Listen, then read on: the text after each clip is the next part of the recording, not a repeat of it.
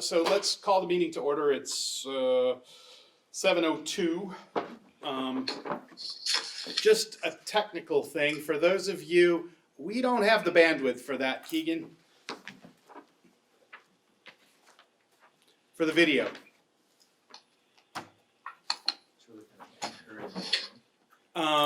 So anyway, just a technical thing. Everybody who's dialed in, you can unmute yourself and speak. If you're on the computer, you can actually, there's a way to raise your hand and I can see you. If you're on a phone, you're just gonna have to talk and I'll get to you as soon as I can. That about covers the technicalities. If you're having trouble hearing, let us know. I apologize, but I don't think we have the bandwidth to do this. The early video with the access with this many people on here, we were freezing and hitching and whatever. The meeting is being recorded by Brattleboro TV, so any of the visual presentations we have tonight will be available to anybody, but we're just not gonna be able to see each other on this, but we can all hear each other. So anyway, we have two new board members. One is virtual, Keegan, and the other is here, Dana West. We can introduce ourselves for the camera and for the public. I'm Joe Winrick, I'm the chair, and then we can just start down on bottom end there. Principal Leland Bright. Leanne Jolson, Brookline. Dana West, Jamaica Rep. Lori Garland, Director of Finance. Al Clausen, Townsend. Bill Antone, Superintendent. Ken McFadden, Newfane. Mike Foley, at-large member from Townsend. Do you board members on the virtually want to say anything? I'm Keegan, I'm from Jamaica. Good sound. I'm Lindsay Bertram from Newfane. All right, and I know we have Trish. We also have some principals. Trish got at large. Yep. Okay. Are there any additions or corrections to the agenda? I have one that's not on there. Lori brought me a lease from West River Valley Thrives that we need to add to the agenda down under, new business, I suppose, F. Just needs to be hopefully approved and signed. Anything else, folks? All right. Okay, quick look at the board norms. These are probably especially important tonight to maintain our focus, communicate respectfully, be present, keep the board productive and effective, and respect the agenda, staying on task. Adding the virtual participation to this is going to make that, all that more important that we pay attention to that. Okay, members of the public, if you're here to talk about something that's on the agenda, we'd ask you to join us at that point. If you're here to talk about something that's not on the agenda, now is your moment. Yes, sir. Please, state your name and town for the camera. My name is David LaPasta, I live in Fountain. I would like to ask on behalf of a number of parents that the current proposed health curriculum be looked at and possibly addressed to accommodate proper education for us parents on the changing subjects that will be discussed prior to teaching our children. As parents play an important role in our children's education, and this is something we need to get right. Okay. Could I just ask Yeah, a couple clarifying could questions? you help us with that? Because Sure, could you that's just so tell me a far little below bit us. more? I'm a little bit This is aware, but, specifically to the amaze.org curriculum. okay. And what is your request? My request is that we look into it a little further, maybe we educate parents as to what we're going to be teaching our children Okay, prior to just teaching our children, okay. at the least. What was that curriculum? I'm sorry. amaze.org. Amazed. And what school does your child attend? Newbrook. Okay. Okay. One more, can I ask one more question? Sure, please. Would it be okay for the principal of that school to directly contact you to follow up on what you? Absolutely. Okay, thank you. I will make sure that happens. Task for Scott. Sure. Very good. Thank you. You have a question? I'm good. No, Ken. Nope. Okay. All right. the principal will be in contact with you. You're welcome. Anything else? All right. Moving right along, correspondence. I believe there was a memo in the board packet that went to everybody, and it should be posted as well from Rick Heggie with regard to posting information on the school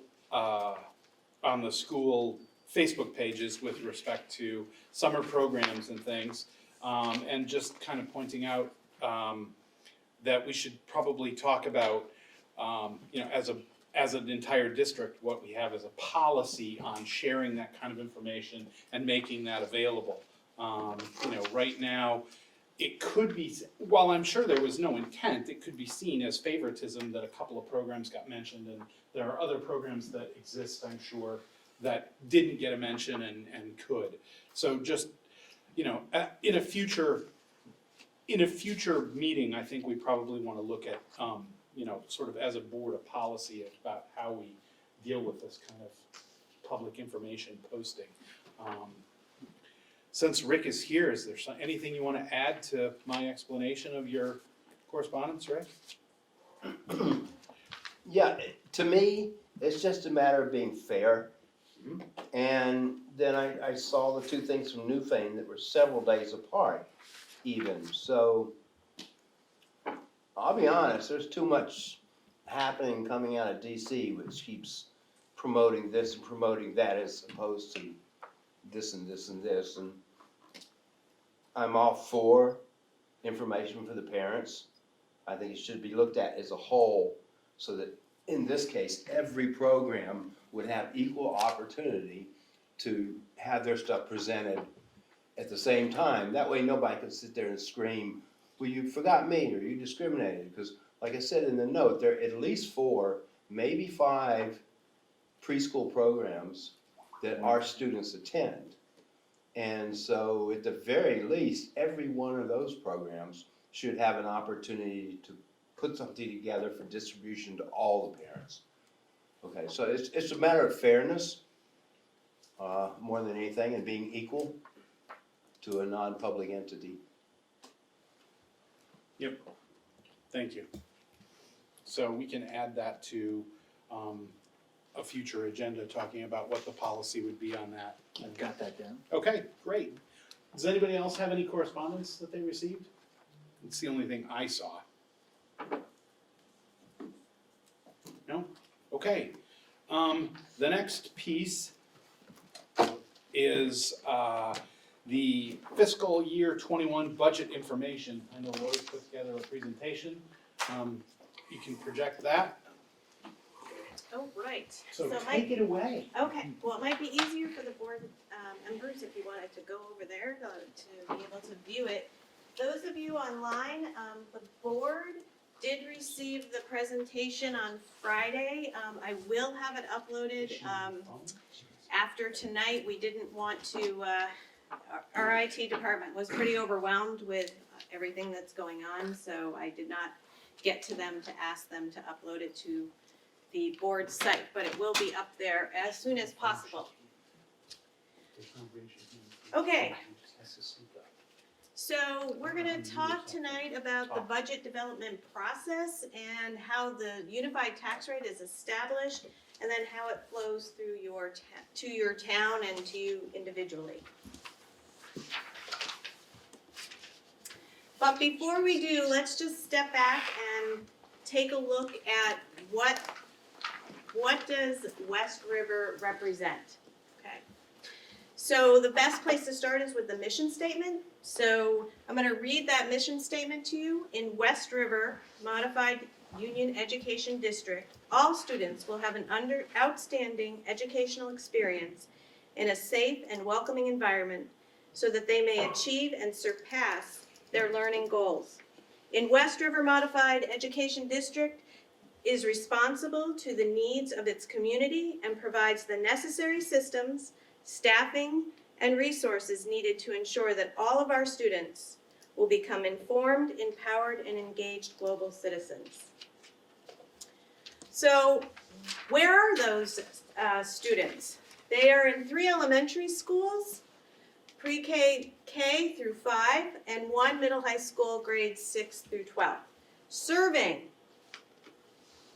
next slide, serving 546 students in all, right? All of them are West River students.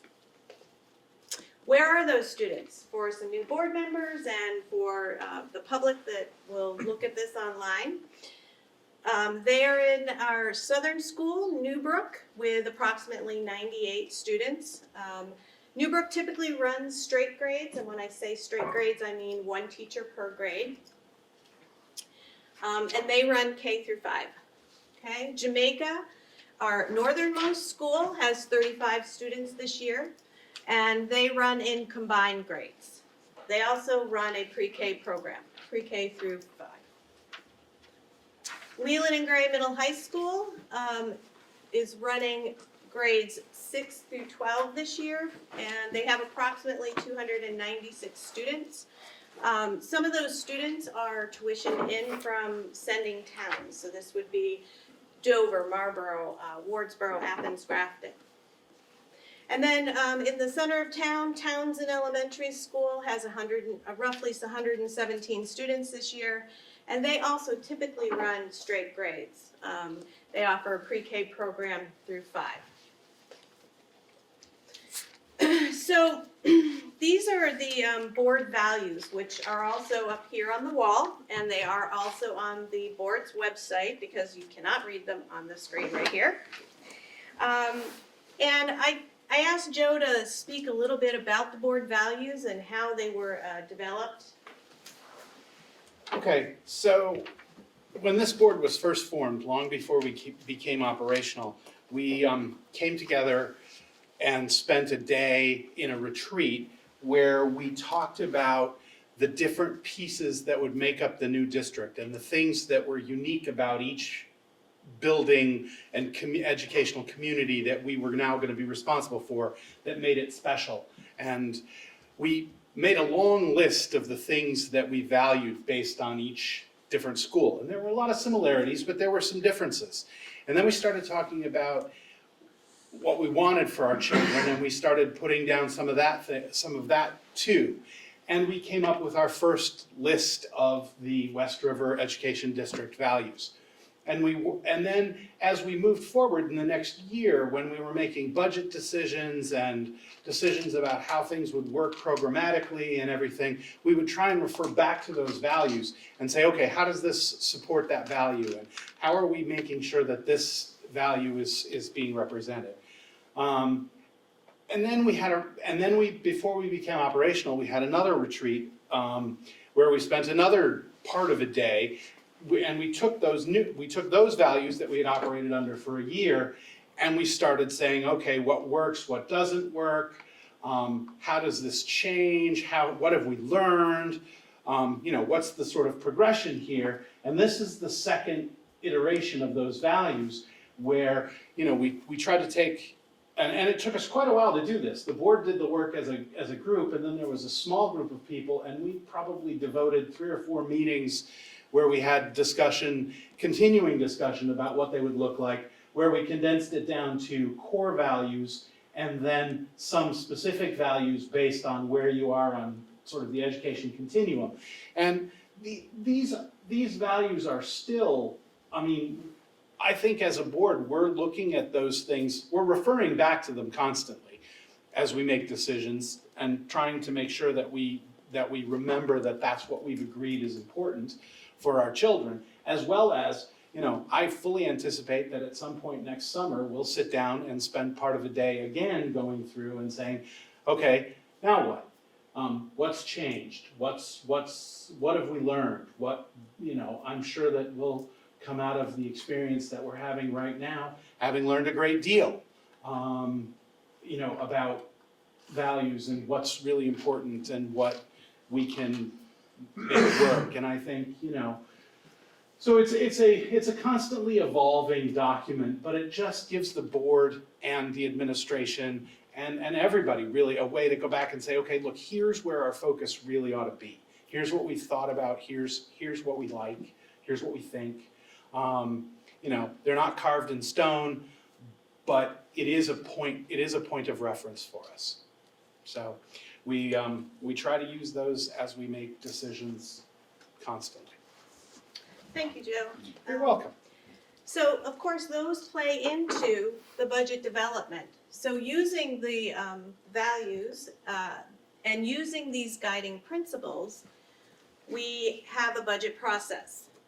So I'm going to start, actually, for the good of the group, I'm going to start back. Where does the budget process actually start, right? So it actually starts around October 1st at the SU office, and it is what we call our special ed service plan. So the special ed service plan is due to the AOE by mandate on October 15th.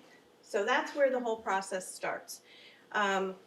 In that process, we're planning for, the Director of Special Education is planning for services that will be for the next fiscal year. So about a year and a half in advance is what she's planning. So then, along those lines comes the SU superintendent's budget. So the superintendent's budget is the central office as well as the business office. You gotta love video. That's great. Like, who is that? So all of these budgets, the superintendent's budget and the special education budget, and then the agency budget, which is reviewed,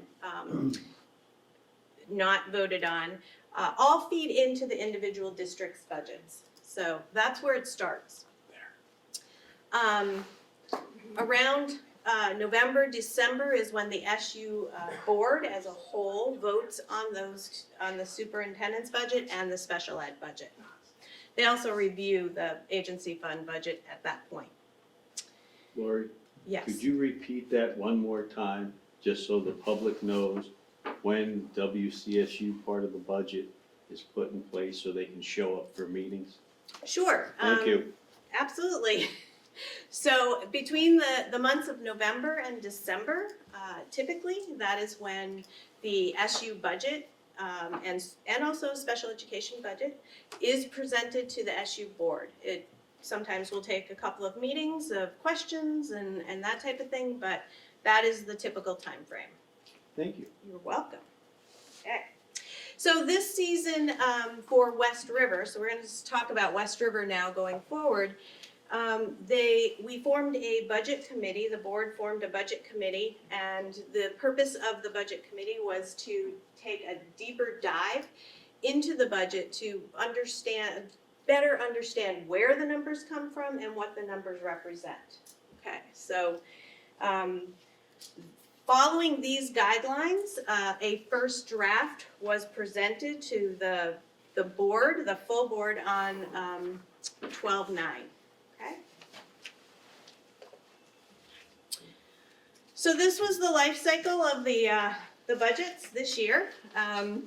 As you can see, the first bar is fiscal year 20. So we're always comparing year over year or against fiscal year 20 in this case. The first draft that came in was a 7.72% increase in expenses. And then the second draft actually came down by 1%, almost 1.5%, but was still over the current year we're in by 6%. Okay, and then in the third and final draft, it came down another 3.43%, and ended up to be year over year 2.88%. Okay, so that was the life cycle. So let's talk about. I wanted to talk through each of these drafts so that everybody could understand what the deliberations were as we walked through this. So what were the major budgetary impacts of the first draft? First of all, there's the professional and non-professional salary increases for all of West River. Okay, so some of this is part of the negotiations that happen typically every year. Healthcare premium increases and changes to plans. This year alone, healthcare premium increases were 12.9%. The special ed and the ECSE budget increases, now remember this is where I said these come in from the central office or from the special ed budget. And ECSE stands for Early Childhood Special Education. They are separate budgets because they are separate funding sources at this point. And then this year, typically I go around to the principals and I find out their needs for the next year, their needs and their wants. And this year we had the principals actually filled out submitted a budget proposal that tied to the district's values and also how the requests fit into our continuous improvement plan that the SU has. And so these were the first that came out. It was an increase of 5.48 FTEs for $439,000, which included a 0.75 additional math in the high school, an additional nurse at 1.08, an additional technology provider, additional custodial staff in Townsend due to the increase in students there, a 0.20 PE, which brought us more into compliance with the education quality standards, a 0.20 guidance, a 1.0 para support, and a 0.50 duty para. So that was the request that came in.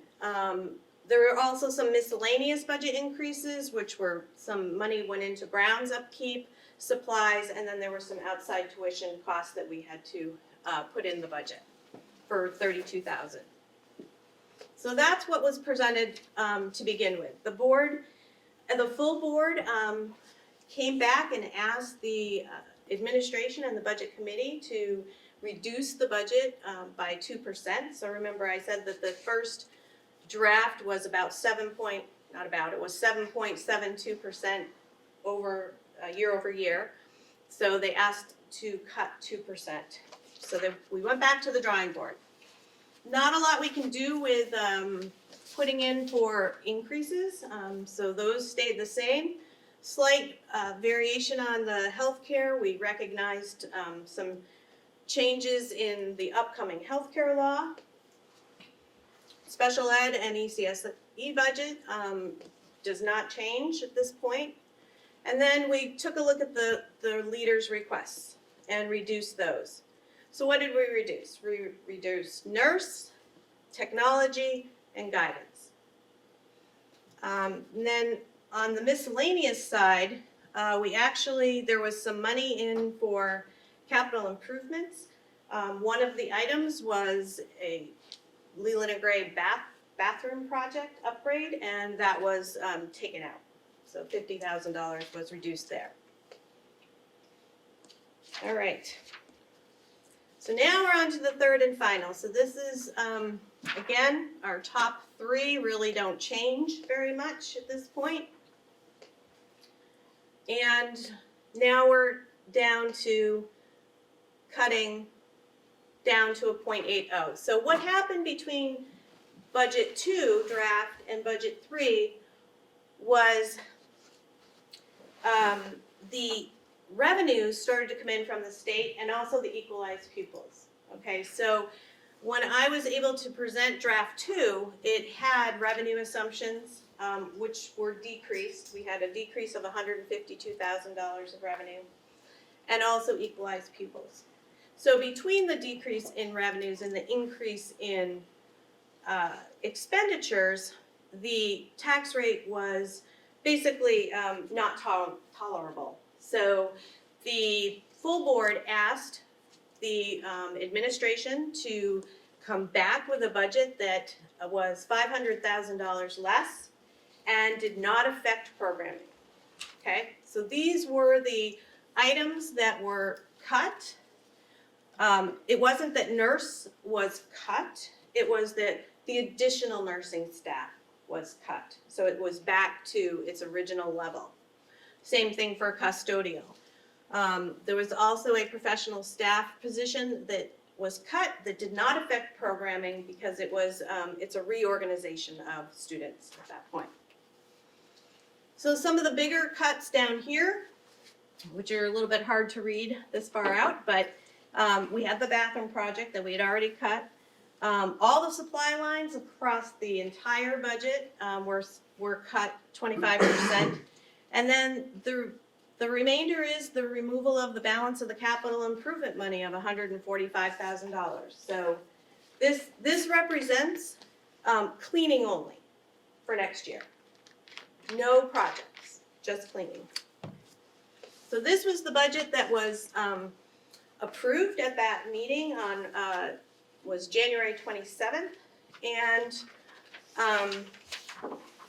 yeah, we can talk about where the different functions, what does it represent? So this was the $12 million budget that you see in your annual report.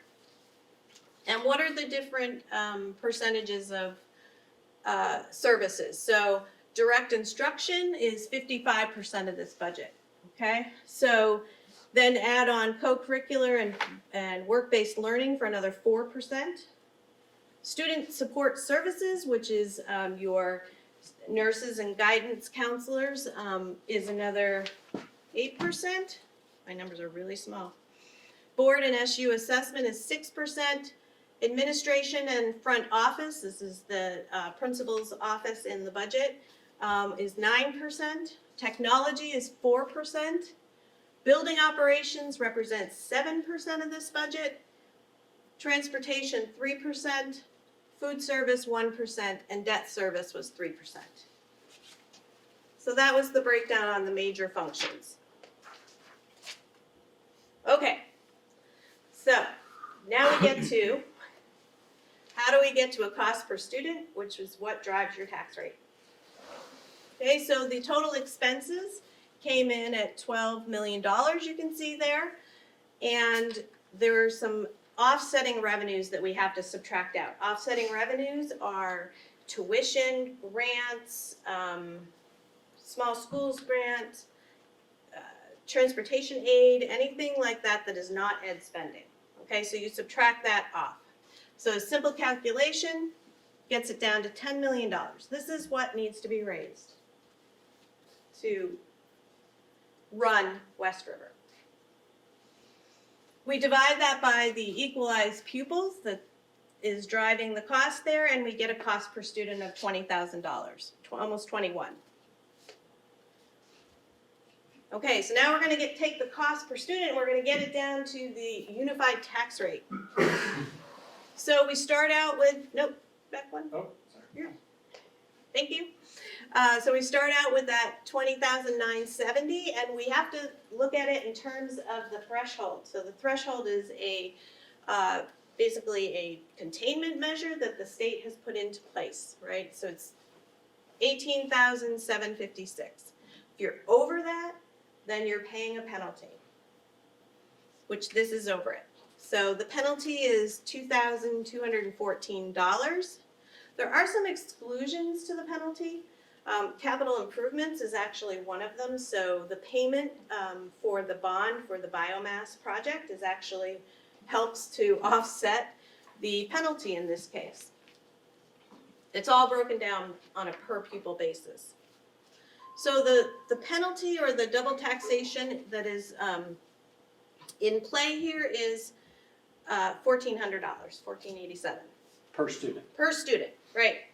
Thank you. So that's added to the 20,000 above, and that gives you your cost per student with the penalty. Okay, so that's where we're, Ma'am, Mr. Anton. Madam, could you just explain that in terms of, so the budget is built for expenditures of $20,970, but because of the system, the taxpayer is charged for the $22,457. Right, Okay. that is correct. All right. Okay, so we take that $22,000 now, that includes the penalty, and we're looking at dividing it by the yield that is set by the state on December 1st. As you came in, there aren't a lot of people in the audience tonight, but there is an information sheet of frequently asked questions about all of these terms that I'm going through here, and I would ask that you would take the time to read through those to understand what they mean. So we divide it by that and we get the unified tax rate, which is $2.06. That actually, and I wanna just focus on that for a second because that's your true tax rate, okay? So you have incentives because you chose to voluntarily merge, which is wonderful, but that really is your true tax rate, okay? So there were two different mergers that are in play for West River here in this budget. One is the 6 cents, so it was 8, 6, 4, and 2 cent incentive rates that come off your tax rate, comes off the unified tax rate. And we're in year 2, so it's 6 cents. Those are gradually going down. That's why I point out the $2.06 above.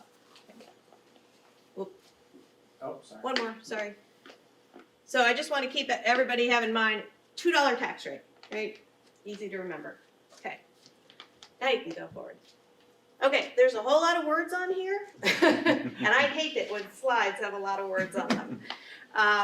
This is actually, it's another incentive, the 5% incentive, and it is another incentive based on voluntary merger that basically says, in a nutshell, I gotta get to the right page, because I had to write this out. Because I want to give you the simple version. In a nutshell, it means that a tax rate is not allowed to increase or decrease more than 5% as compared to the previous year's equalized tax rate. Not unified tax rate, it's a different rate, okay? It comes from the state. Once that rate surpasses, the town gets the unified, that we just talked about, the $2 rate, forevermore. Okay, so once you go beyond that, and I have a chart on the next slide that maybe lays it out a little bit better. This is fiscal year 21, and it looks back at 20's equalized tax rate. Okay, that may not have been the tax rate on your bill. Okay, that was it's a little different calculation that the state is using to compare. Okay, so for this year, Brookline, Newfane, and Townsend are all in the green, which they're not really in the green because I forgot the green. But they're in the green. They still have that 5% protection, okay? Jamaica last year, based on the previous equalized tax rate, surpassed. So they lost this protection. So it says that, you know, you can't go above, so the town ETR is basically the max, Brookline's at the max there, it's comparing it. Jamaica's getting the $2 tax rate as their starting point, this is all before CLA. Newfane is at 1.88 before CLA, and Townsend is at 1.9554. Before the CLA. All right. Skip What by happens this. after that 5 years? So the 5% incentive is scheduled to keep on, I don't know, on task with the 8, 6, 4, and 2, although I have heard that it may be pulled back before then. We just have to take it year by year at this point. And like, for example, Newfane's taxes last year were actually up 12%. And their tax bill only showed 5%, correct? Right. So when does that other 7 come back to haunt you in the end? Does it come back to haunt you in the end? Well, who pays for the incentives? Everybody across the state is paying for the incentives. So eventually, yes, it will come back. Because think of it this way. The incentive, remember when we were at the $2.06, I think it was, that was your real tax rate? So these two incentives are artificially lowering your taxes. And that will go away and you will see an increase. Or not, depending on the next few years, right? What happens? There's a lot of things in play right now. Okay. Okay, so who does this tax rate affect? It affects everybody, right? Homeowners, renters, retirees, parents, guardians, grandparents, and it affects from the following towns, including Wyndham. So everybody understands that this tax rate affects them as well because they vote on part of the budget. So their tax rate has the secondary rate in it. Okay, and how?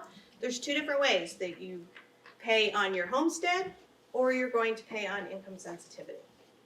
So let's go down through and look at each town and how, what has happened over time. So Brookline, we have Leanne here, she's our representative from Brookline. What has your tax rate done over the last 7 years? Okay, it's gone up, obviously. It's gone up about 28%. And I just want to also point out, what has the CLA done, right? Because the CLA has a big effect on your tax rate, right? We all get to a unified tax rate, West River gets to a unified tax rate, and then it has to go through the CLA, and that can make a big difference in a year's time. So look at what happened to Brookline. Their CLA jumped almost 6%, 5%. So, all right, let's go to Jamaica. All right, Jamaica's gone up 58 cents or 40% in 7 years. But look what their CLA has done, okay? The CLA in fiscal year 15 is starting out at 110%, right? That means that 10% or almost 11% of the properties were selling below property value. So while it's good for real estate, where their CLA is right now, it's not so great for their tax rate. Okay. Newfane. Newfane has kind of jumped around a little bit, but started out at 102 and is down to 96. Great. Things are going well selling in Newfane. Again, affecting their tax rate. When the CLA goes down, tax rates go up. Okay, Townsend. Townsend saw 20% over the last 7 years. I thought this was interesting. When I looked back at Jamaica, for instance, they started out at lower in fiscal year 15 at $1.43, right?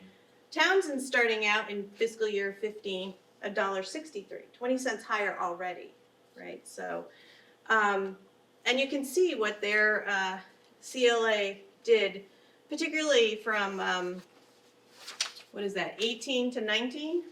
Or 9, yeah, 18 to 19? Yeah. So that was a big hit.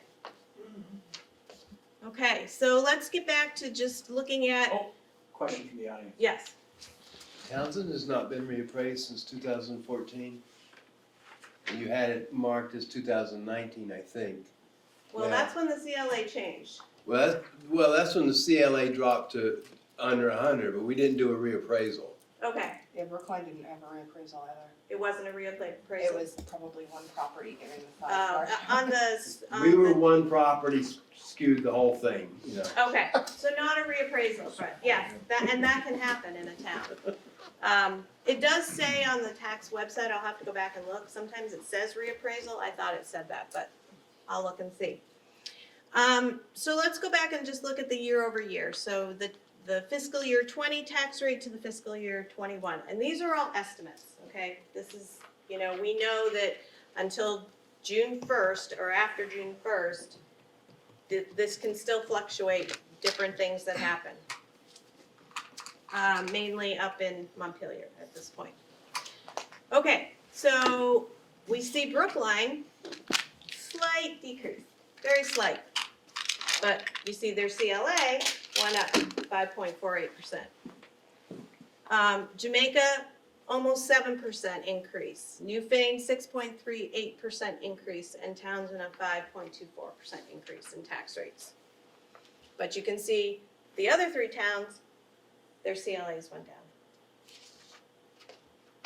Okay. So now, if you own property in the state of Vermont, there are two ways you're going to pay your property taxes. You are going to pay on, you can pay on income sensitivity or on your homestead. So if your household earns, and when I say household, I don't mean a person, right? If your entire household earns less than $136,500, you qualify for state payments or a property tax adjustment on your property tax bill. If your household earns over that, then you don't qualify and you pay on your homestead. Okay, so I have a couple of examples, but these are really broad overviews of examples, and I want to make sure that I'm clear on this, okay? Each individual's tax situation is unique, and there's not a table or a chart somewhere that's going to say this is what your tax credit's going to be, okay? There is now on the Vermont Department of Taxes a tax calculator. It actually works pretty well. I've done it for myself.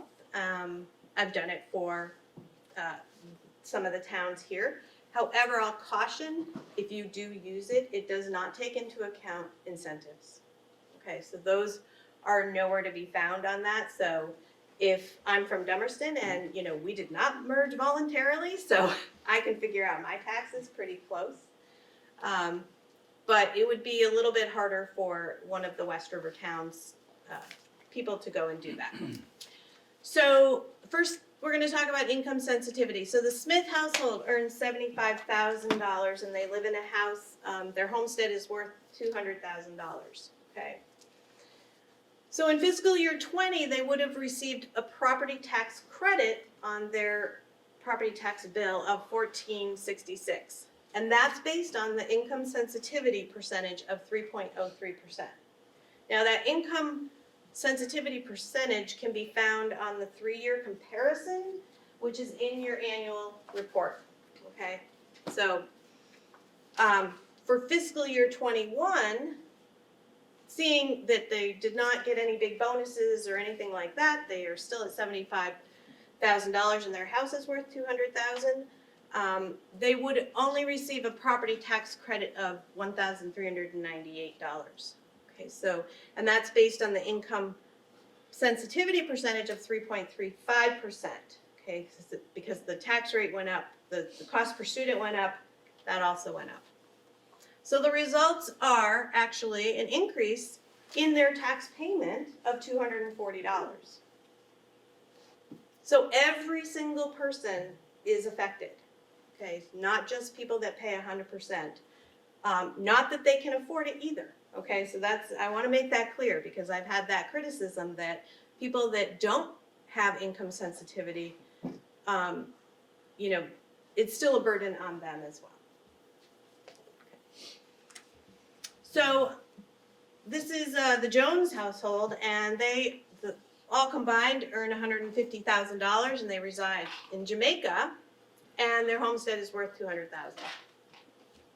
In 20, they would have paid $3,760, and in 21, they would have paid $4,022, resulting in an increase in property taxes of $262 or 7%. We saw that 7% earlier there. So what are the next steps? Next steps are to vote.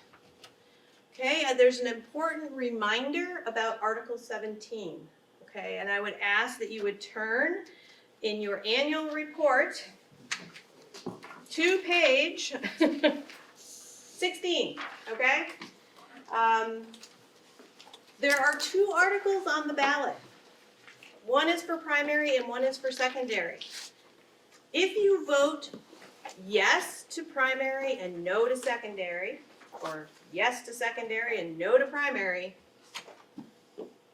and the budget fails, the board is going to come back and look at the whole budget because it's a pre-K through 12 budget, okay? It's not a primary and a secondary budget. The whole reason for Article 17, you can read, I have that article mentioned on page 16 in your annual report. So if you're going to support the budget, vote yes on both. If you're going to not support the budget, then vote no on both. Okay. Future planning. I'm gonna let Bill take over here and talk about what is West River, what is the administration doing to look into the future and to just some different things that we have planned on the horizon. So, thank you, Bill. I'm gonna peer into the future. Are you gonna click for me? Ball. Yeah, I'm going over. First of all, thank you, Lori.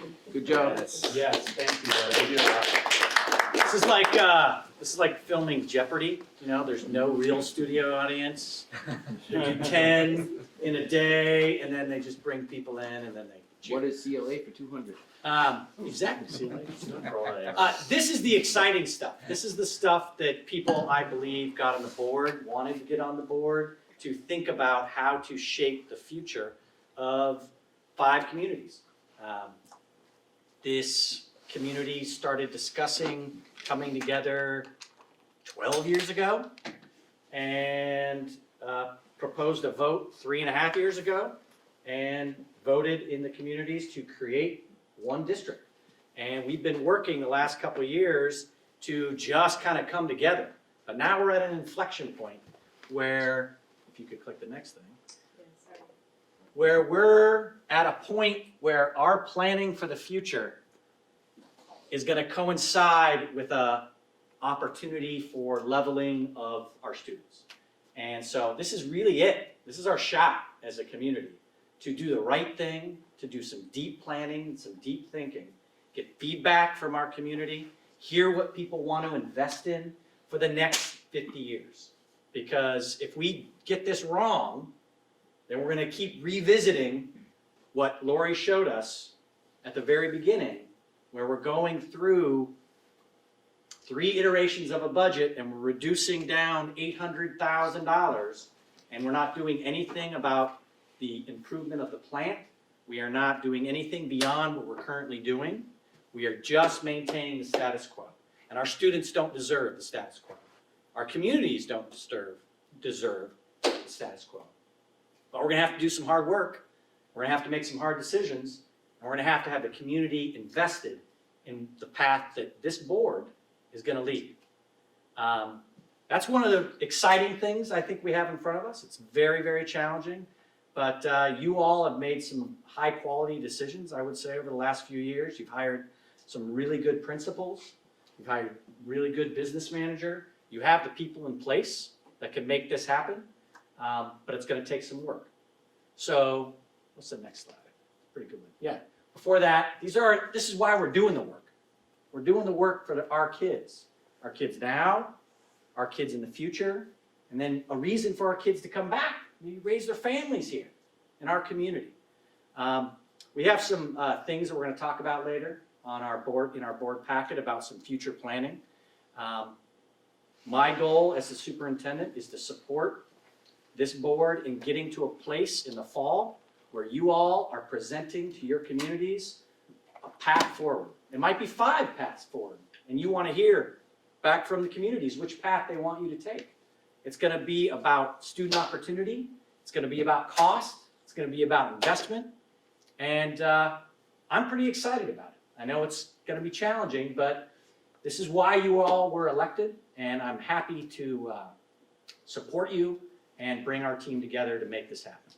So, do you have any questions for Lori or I? Awesome. I'm watching all the unmutes here. There should be other ways that we should think about getting revenue. Fantastic. That will be one of the things, if you approve one of our path of planning, that we get to discuss. I love that, Ken. Creative thinking. So, Lori wanted to present this tonight because we wanted to memorialize this presentation. We're going to be sharing this across all of our platforms so that people who couldn't be here tonight, people that weren't watching tonight, get an understanding of what they're voting on, why they're voting for this budget, the path, the tough decisions this board went through to get there. But our work isn't done. This was just to get us kind of to the beginning. And now we got to do the work. So I'm excited to do it with you. And Lori, outstanding. Thank you very much. You're welcome. Yep. Thank you, Lori. Thank you, Bill. Policy. All right, so, next on the agenda, unless we have questions. Anyone? Is everyone online still awake? You muted them. They can unmute themselves. Hadn't heard the kids in a while. You're scared to I'm unmute awake yourself. and I am so inspired by what I've been listening to. I just kept clicking the wrong button. So now I know which one to click. I'm good and I'm gonna mute myself again. All right. Okay, so, we're getting the bugs worked out of this technology. Okay, the next thing on the agenda, unless we have a question here, which I didn't see, is policy. There are some things that, some policies that need to be discussed. Ken, as chair of the policy committee, you wanna do this? Sure. Thank you. All right, age of admission. We had warned that policy, we need to adopt it. Right, so we just need a, I need a motion. that was the one we warned at the last meeting. I don't think it's in the packet, but it's actually. Yes. Is it? Okay. Sorry, I didn't print everything. Is it admission or attendance? Age of admittance. Admission, age of admission. Attendance. It's attendance on the policy itself. It's wrong on the. It's wrong on what Bill put. Yeah. It's It's wrong. wrong on the Oh. agenda. On the agenda. Sorry. What do I got? No, I did Age it of wrong. attendance. You're doing it right. All right. Yeah. Okay. So moved, Ken. So we have a motion to adopt policy C35, age of attendance. Is there a second? I'll second it. Thank you. Is there any, it's been moved and seconded. Is there any discussion? Further discussion? Nope. All right, seeing And never none. again. We're not gonna ever discuss it again. All in favor of adopting policy C35, age of attendance, please say aye. Aye. Opposed? Abstentions? The ayes have it. The motion carries. Next one, Ken? Is, we're going to warn C5, the weapons policy.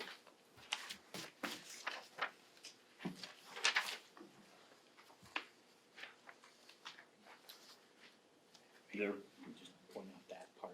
yeah, there was a few changes in it, and it was under the sanctions where it says, any student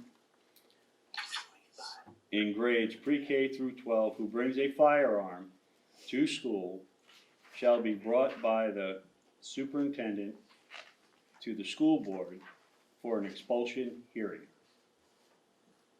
Should I read the whole thing all the way down? I think those two things are I the think key. that's- Everything else was exactly the same from all the previous Right.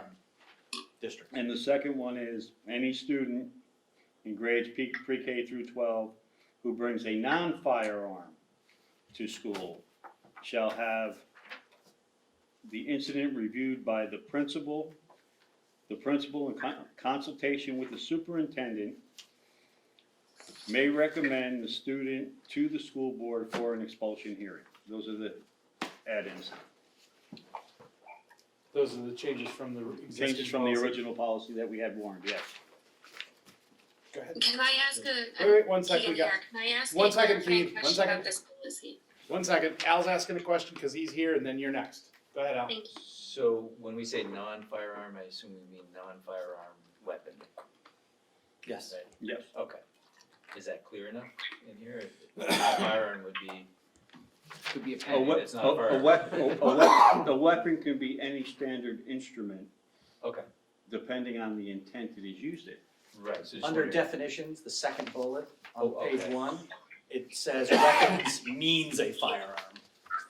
Right. So is it, When the policy committee discussed it, they thought that it matched the language that we were given, but the ability to create a distinction between a Firearm weapon and and a firearm. a firearm, exactly, and a non-firearm. So that the principal would have some discretion, because under our old policy, it was an immediate expulsion hearing, and there was no discretion allowed. Correct. In the case of like jackknives or Correct. anything like that. But I think Al's asking if we should just put that word in, right? Yeah, not. Right after Right after non-firearm. non-firearm Oh, just weapon. add the word Yeah. weapon. Yeah, Sorry. that's right. Okay, Keegan, Thank you.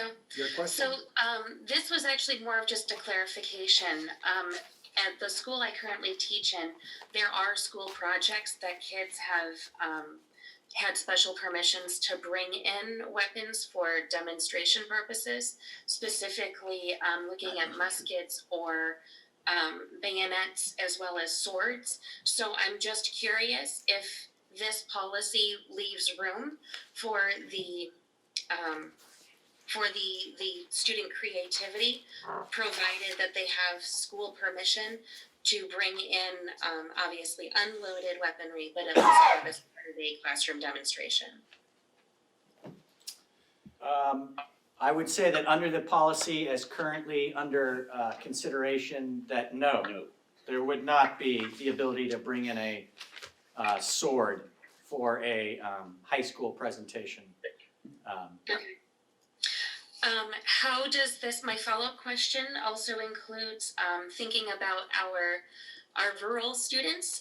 In my school, we have a hunting and sport and fishing club. And they also go through their hunter safety courses, which on occasion does allow them to meet at the school with their weapons before they head off to the firing range. Is that an interest of point to consider for the kids of this school district? Would that ever be something that the children would want to have access to? Or would this policy preclude that option? It doesn't. It doesn't, at this point, it doesn't. If they bring it on campus, though. But if it's on campus, it still can't be on campus. It wouldn't preclude having a club. It would preclude having the club bring the items on campus. Okay. I was just looking for some clarification. Thank you very much. I have a question about that too. Okay, go ahead, Lindsay, right? So after hearing that, I feel like that's something that we should maybe look into a little bit further, that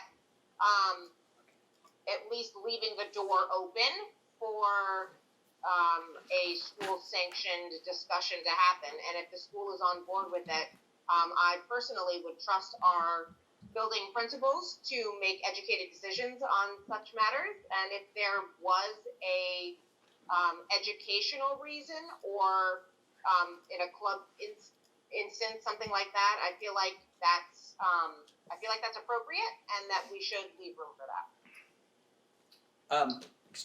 Mr. Chair, could I ask a Yeah, question? please. So, Lindsay, just a clarification there.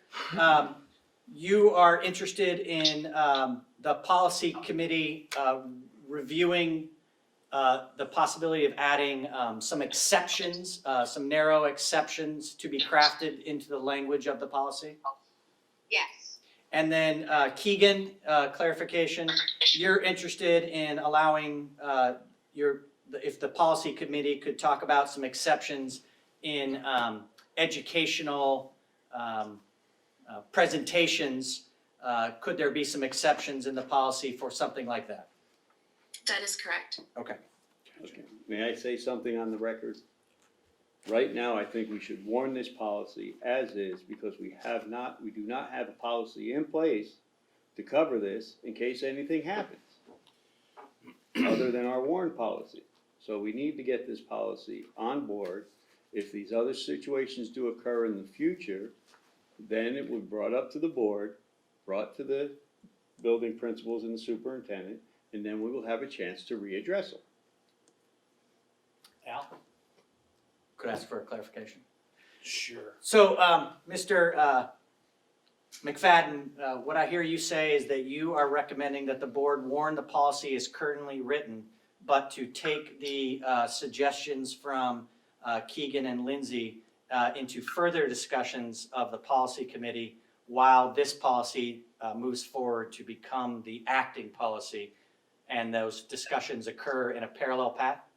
Correct. Okay. Your question now.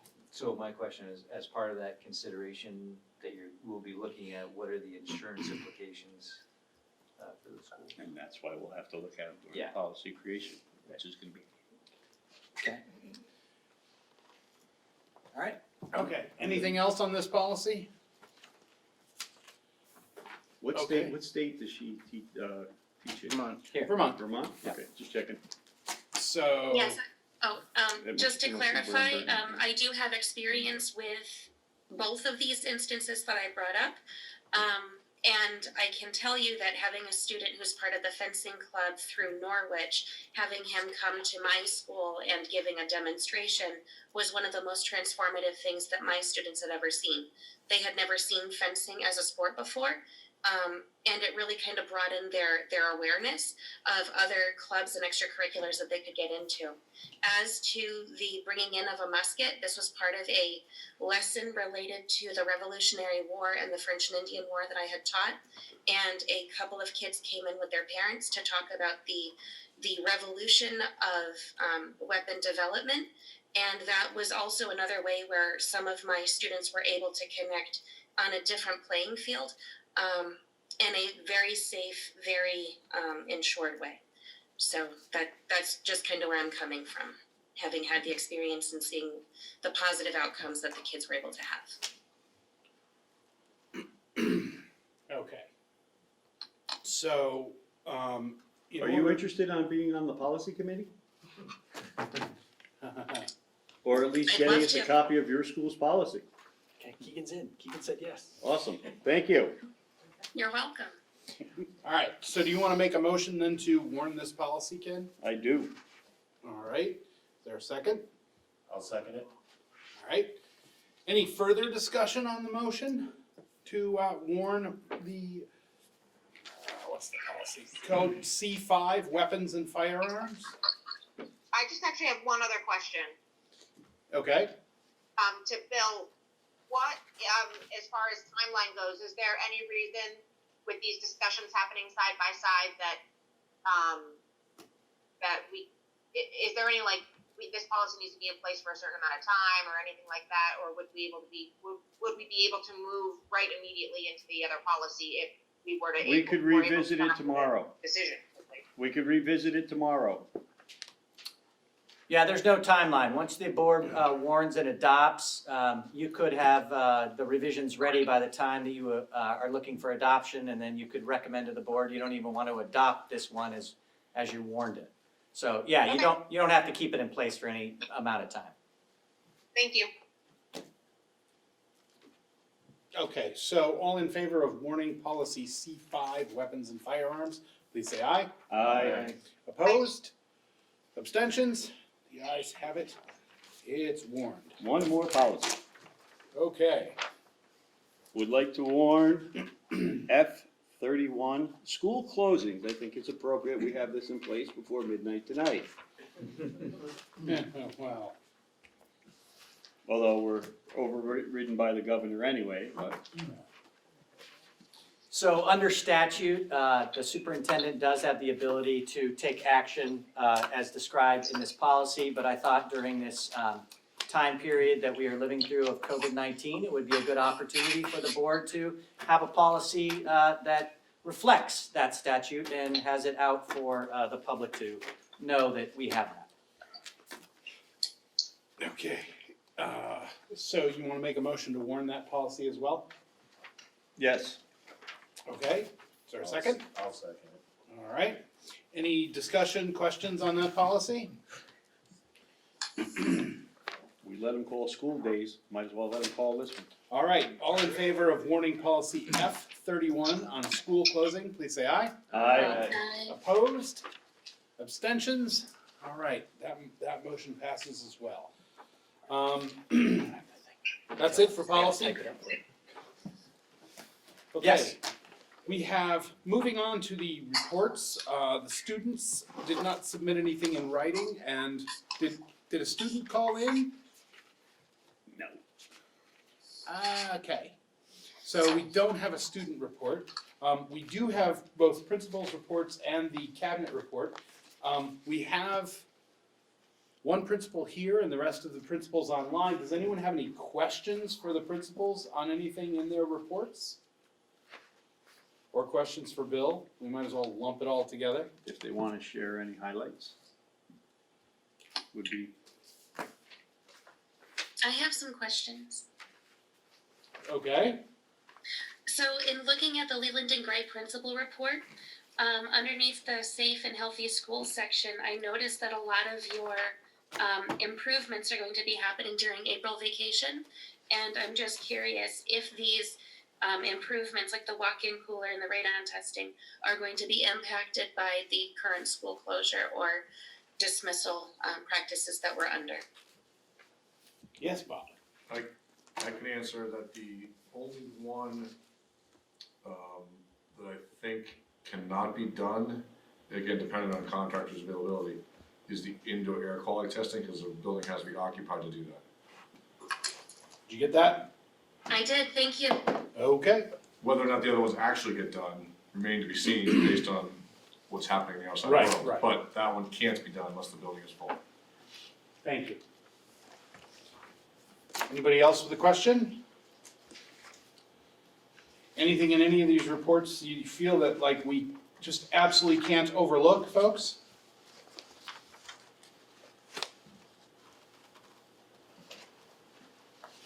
Well, the principals are all quiet. They have no highlights to share.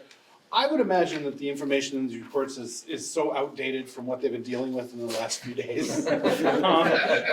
And they're all so tired from like trying to put this all together that they're just like, no, just end the meeting, we need to go to bed. Thank you all for your hard work. These reports are great reading, and I believe you guys have been flat out for the last week or more, and so thank you very much. Thank you, Joe. You're welcome. Bill. So I'll just get to the heart of the matter of COVID-19. I'm trying to keep the board as informed as possible with copying you on all the communication we are doing throughout our district. We have sent a letter every single day for the past 5, so we're not trying to inundate parents and community members, but we're trying to make sure that we keep people updated to this ever changing situation. Basically, what we are doing in the WCSU is we listened to the governor and the declaration of emergency on Friday, and then we heard from the governor about making sure that students were in dismissal mode by Wednesday. Today, we operated school. We emphasized that parents had the opportunity to make whatever choices they wanted for student attendance. The largest student attendance was at Leland and Gray at 51%. The lowest student attendance was at Dover at 20%. On average, we were about 38% of students attending school. Based with that information and the preparation that our teachers are preparing for continuity of learning, we made the decision as a leadership team this morning to not have students attend school tomorrow, which is allowed under the governor's declaration. Students will not be in school. They will be in dismissal mode, which means that we will still have continuity of learning. We will still have meals that will be happening. We will still have connections with our social worker and our counselors for social and emotional health. But we will not have students in the building up until April 6th at the minimum. That is a rapidly changing situation that I will continue to update the board. We are building a COVID-19 WCSU centralized website that should go live at the end of the week. It will be posted on the WCSU site. It'll be the central repository for communications out about how buildings are operating, resources for families, resources for teachers in one central location. That will be posted on the WCSU site, and it will be shared through all the normal communications of schools, through newsletters, email, Facebook posts, Front Porch Forum. If I could, I'd love to have just a couple moments to ask Principal Tebow just to kind of flesh out kind of what the preparations are happening and what kinds of things are going to be occurring for our students as we do a continuity of learning beginning on Wednesday, if that's okay.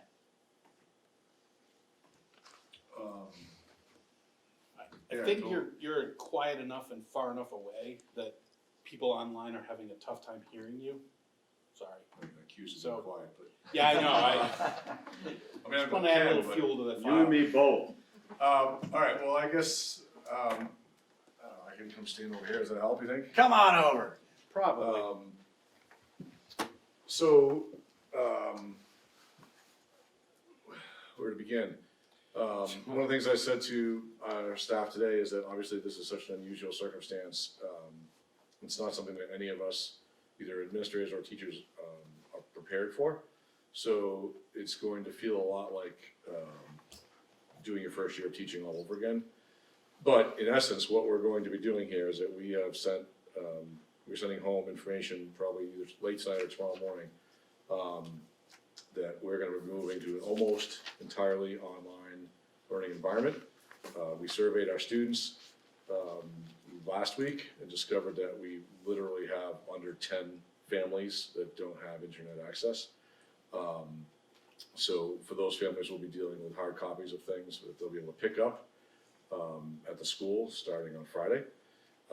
In the meantime, teachers are working on establishing a Google Classroom for each class environment and providing work through students that way.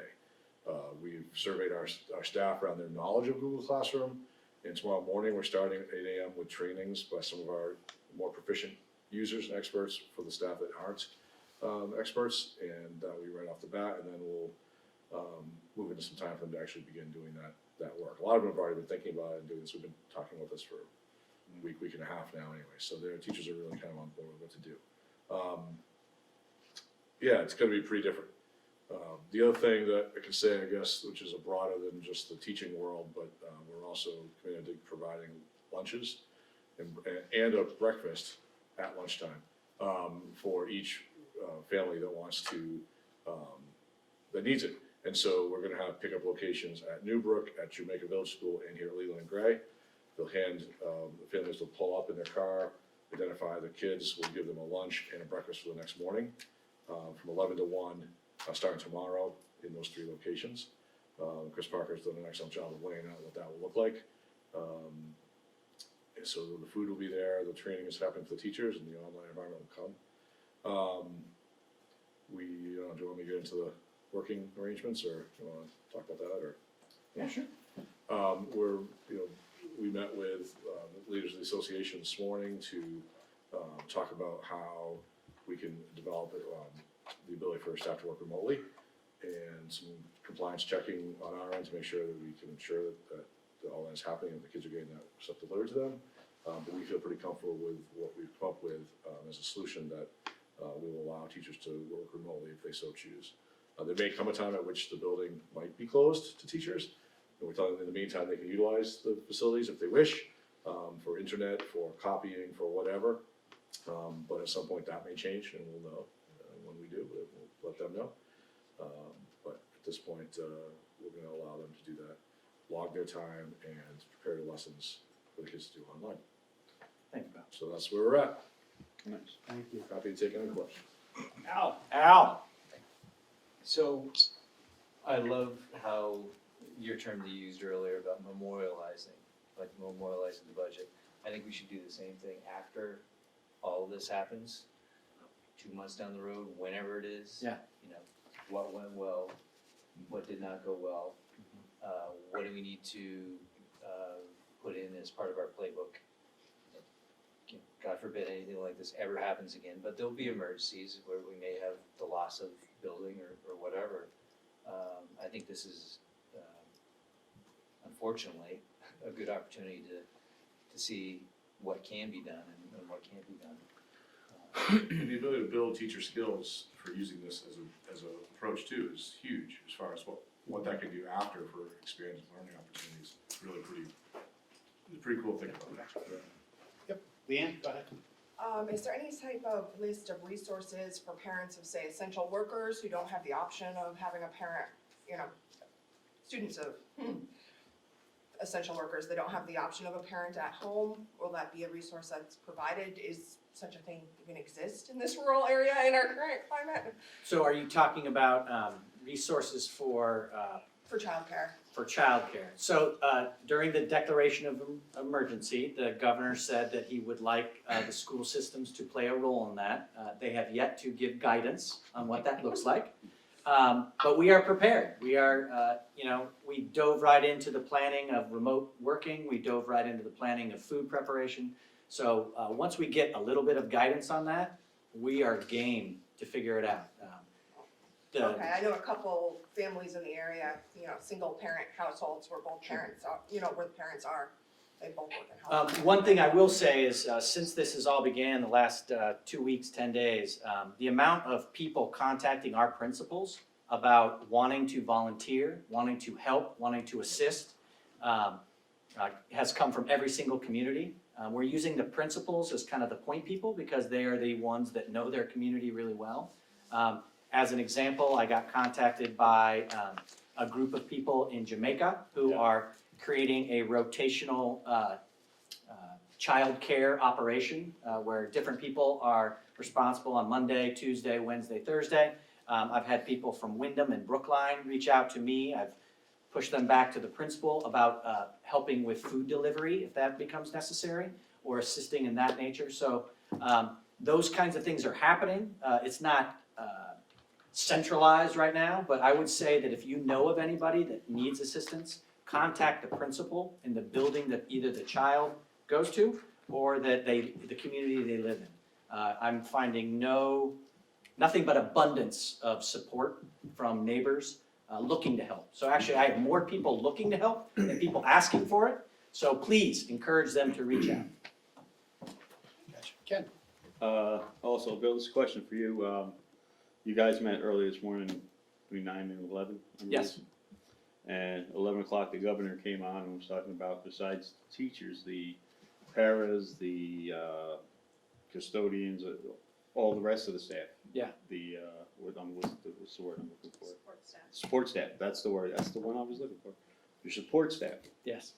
It says that the governor assured or informed superintendents that they're gonna be put to work too. So before the So, governor and- made that declaration, we were already planning to make sure that we were going to invest in the people that have invested in our communities. And And so our children. we have our plans in place to everybody who wants to work. We have a role for them. We are not requiring people that would like to take sick days. Everybody has different personal situations. Right. But anybody who wants to support our continuity of learning and safety and security, social, emotional for our students, we have a role for them, and we're excited to deploy those resources. Thank you for your fast thinking and, thank you. You bet. Any other questions for Bill? I continue to be amazed at the amount of work that you guys have done, you and your team and your principals, everyone, to put this together and to continue to serve our kids and our communities in this. You're to be commended. Thank you. They did a great Thank job. Yes. We have a great team. On short notice. Yeah, and we're ahead of some other districts. Well, too. and There's no it worry. changes every day. Yeah. I mean, Friday we were gonna stay open and Sunday we closed, and it's in place seamless. Fluid So is the it's- term. Fluid is the term, that's good. It is, Constant change. it is truly a test of your abilities, and right now I'd say you're passing with flying colors. So anyway, moving on. Class configuration. So at our That's last a huge meeting, the board heard of some changing demographics that are occurring in Townsend, just as a little history. We had, in Townsend this year, we had 2 teachers for 3, 4, and 5. And the 2 teachers and the principal decided that it was best to serve the Townsend students by combining the 4-5 class, which was 24 kids. And next year, we were predicted to have similar 24 kids, so we made that plan in the budget to have it staffed in that way. Since that time, we had another individual come into our current 3rd grade class, which will be next year's 4th grade class, and 2 more that are in our current 4th grade class will be returning this summer to our 5th grade class. So we now have an anticipated 27 students in the fourth and fifth, with 19 students in third. And so my task was to come back to the board and give you guys some thoughts about what to do, because they'll all have budgetary implications. So there are three options that we have identified. One is that we do not hire anybody, that we keep 2 teachers for the classrooms in Townsend, and you have 19 third graders and 5 fourth graders in one class, and you have 5 fourth graders and 17 fifth graders in another class. So you'd have 2 classes, one class would have 24. Of those 24, 5 would be fourth graders, and the other class would be 22, and in that class, 5 would be fourth graders. So you have almost a 4-to-1 ratio of a combined classroom, which is not ideal for instruction and is not ideal for the students, but it is an option for the board to consider. The second option is to have a straight third grade and have 27 students in one class and hire a paraeducator to support that large class. That would range anywhere from 40, well, with the new healthcare law, it could be anywhere from $45,000 to $55,000 to have a non-licensed support person for that licensed teacher. The third option is to hire a regular ed teacher and have 3 straight grades, a third grade class of 19, a fourth grade class of 10, and a fifth grade class of 17, which could range anywhere from $65,000 to $85,000. Again, all of those expenses are post-budget, so they would start your deficit for next year. But you do have changing demographics from your community that you asked me to come back and give you some options. So those are the 3 options I am presenting to you and looking for feedback from you about what you'd like me to do to proceed. Can I ask a question? Al's first, then you. Sorry. Thank you.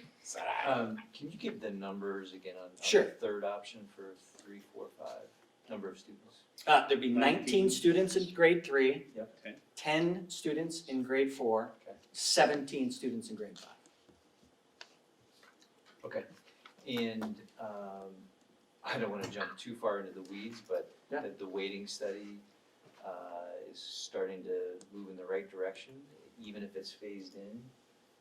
Maybe there's the potential that this could be covered. So the weighting study did leave Senate Ed, which is fantastic. The current timeline of the weighting study is a study to be presented to the legislature on July 1st of 2021 and a rollout of 3 years. But because it got out of the Senate, it does now go to the House Education Committee where it can be altered. If it is altered, then there's a committee of conference. So you're right, Al, it is entirely possible that the report could be due on September 1st or October 1st or November 1st. Because then if the report came out before we rolled out a budget of February 2021, then yes, it could have a fiscal impact. But again, those are all unknowns that we don't know right now. Keegan. Thank you. I'm just curious if you're going to be looking, so for option 1, it's the reorganization. Option 2, you're looking to hire a para to support the third grade teacher. And the third option is to hire a full-time classroom teacher. I'm curious, are these going to be positions that are strictly for this 1 year? Or are you looking to hire the person for long-term FTE status? It would be a 1-year contract in either situation. Okay, thank you. Go ahead. Yep. Oh, I just had a question, I didn't catch, what was the estimated cost on option 2 and 3? Option 2 is a para-educator. Yep. That is between $45,000 and $55,000. And option 3 is a classroom teacher, and that's $65,000 to $85,000. Thanks. Dana, you have a question? Got a room in Jamaica? That is correct. Yeah, I Option have a question. 4. Hang on. Okay. You had another question? Okay, who was online? Tina. Okay, So, did you say, were you talking about, could you identify yourself, full name and town of residence for the record, please? Tina Bills, Brookline? Thank you. When you're talking about merging the classes, you were saying third, fourth, or fourth, fifth? Yeah, option 2 would be to create a third, fourth, and a fourth, fifth at the same time. Okay, my only comment was if you were gonna merge classes, I think you should reconsider doing maybe the younger grades together versus the fifth grade, because the fifth grade has a whole lot to get ready for, to be at Leland and Gray, which is a huge transition for them, with a lot of things to get ready for. So I think it would be better to have the fifth grade to have their own class, so they can really focus on what they need to know before they go to Leland and Gray. So in developing the recommendations for the board, we did consult with the current principal and classroom teachers, as well as our director of curriculum, and came up with the idea of the more independent the older the students are, the better opportunity it would be to have combined grades of that size. But what you are suggesting was considered, but it is not our recommendation at this time. Okay, I mean, I just know that the kids that went this year were not prepared for Leland and Gray the way, as well as they could have been, because of course they didn't know what was gonna happen, for one. But they definitely were not prepared the best that they could have been, so I'd just like to see the next class be a little more prepared than our class was. Okay. Al, you got a question? Yeah, so, I hear you saying this would be a one-year contract. But I don't know if we see any leveling off, or, I mean, you just pointed to a projection of this, we kind of dipped to the bottom and now we're possibly going up in population, so. The second grade class, so if you look at 2 years down the road, just one, as in responding to Keegan's question, hiring for just 1 year gives us some flexibility. And the current second grade class only has 12 students. So if everything stayed equal, in 2 years, it would be 12, 19, 10. And the ability to split that into a 3-4 class and a 4-5 class, they would be under 20. It would be a little bit more manageable in that structure. So one is it's always good to hire for 1 year just because it gives us flexibility. And two, the numbers show that if things stayed consistent, it might fit into that configuration.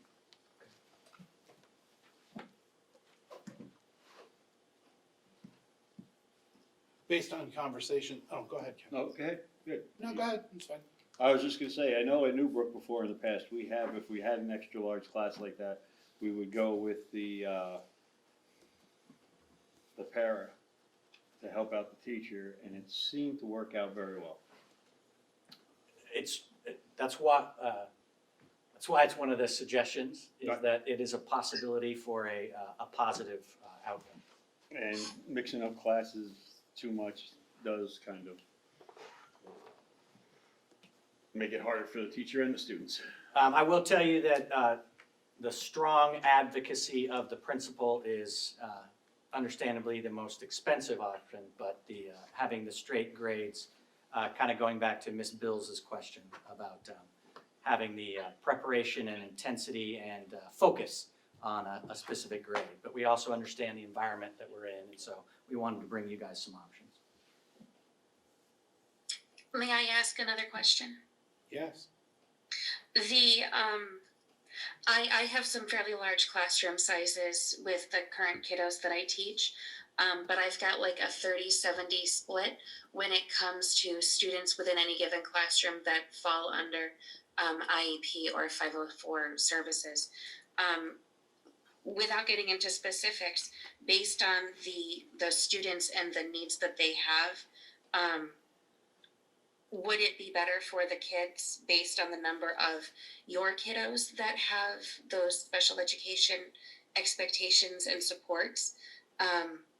Would hiring a full-time teacher be better for that group, or could a general ed para, in all honesty, be able to do what it is you're hoping for them to do with supporting of a general classroom teacher?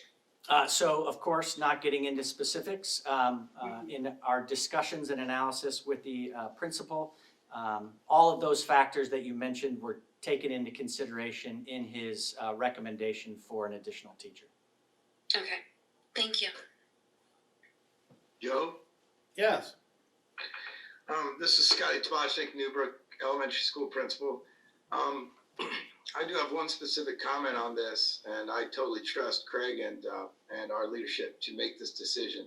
A few years ago, though, I made a decision about hiring a teacher, and I feel like now, in retrospect, I made it a little too early. And so the only suggestion that I would have on the subject would be that the hiring is the thing you can't undo.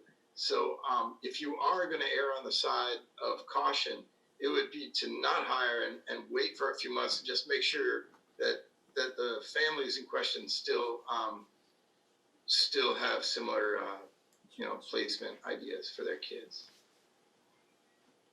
Bill, go ahead. Yeah, the goal tonight was just to bring these options to the board. The board is under no Okay. obligation to make a decision tonight. I think that they have to look at all their different options for making this task, and part of it could be to give it some time. Yeah, I think, Bill, you know what I'm speaking about. I just think that if you can wait just a little bit more, things might change, and it might be helpful to wait. I don't think there's too great of a risk of waiting a little bit. I just don't want the board to be surprised if we have this conversation in April and a decision is necessary. Understood. Thanks, Bill. Rick? Just a real quick sort of off question. Are we in the midst of the choice? We are in That's the why I was mid, wondering what you've gotten so far.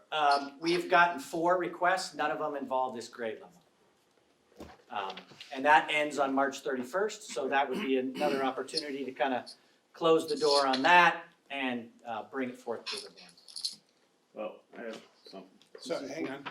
Dana was ahead of you. I was just wondering on the school choice, if that's gonna make, you've answered my question with that, All right. so. Ken? Let's see, you threw me off my game here. Where was it? We can come back to you. You know, and I know I'll remember it. Hiring timeline? No, time.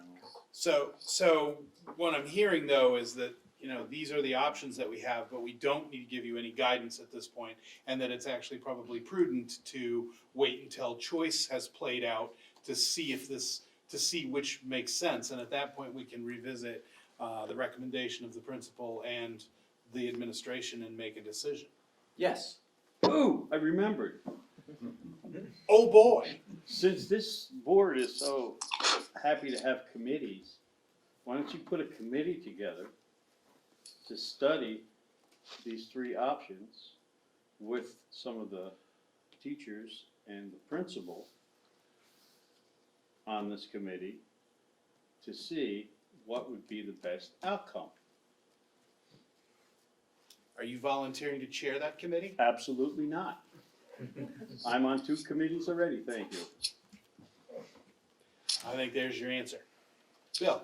While I do think that committee work can sometimes be very helpful, I think in this situation, I would ask that a committee not be created and possibly wait till our April meeting to kind of see where things stand and the board can discuss the options put before them.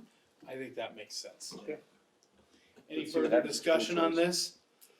this? So, yes, Al. I just wanted to say, it sounds like we've probably excluded one, right? I don't think we need to go down that path. The first one? Oh, option 1, you mean? Option 1, yeah. Okay, sorry. yeah. Well, no, because after school choice, Right. option 1 might be the option. It's just the number of students might change.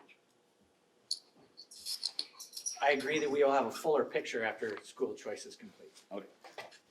Then we'll take option 1. True enough. Okay. So no action on that one, moving along unless there's further discussion.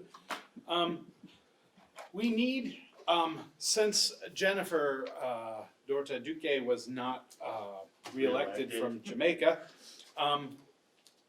it would be nice to have another person on the negotiations committee. Jen and I were doing it. We've had our third meeting with the WCEA. We've exchanged some proposals. We're moving along. It's probably not a huge time commitment, but there will be some additional meetings. I can bring you up to speed on where we are and what's going on and sort of what not in public. But is anyone interested in serving on this committee? I can't, I know. I'm just saying. Al can't either. Nope. No. So do I get it? Oh, it's Trish. Yes, Trish. Hi, I would help out if you needed another set of hands. Okay. Well, I don't think it's limited to just. I don't think it's limited to just one. I mean, you don't necessarily get it by virtue of getting the position. If you're interested, oh, that's not how it's worked. That's not how it's worked as long as I've been on this board. If you're interested, you're certainly welcome, and we could have the three of us as well. If you just thought you were kind of stuck with it, I'm happy to have Trish,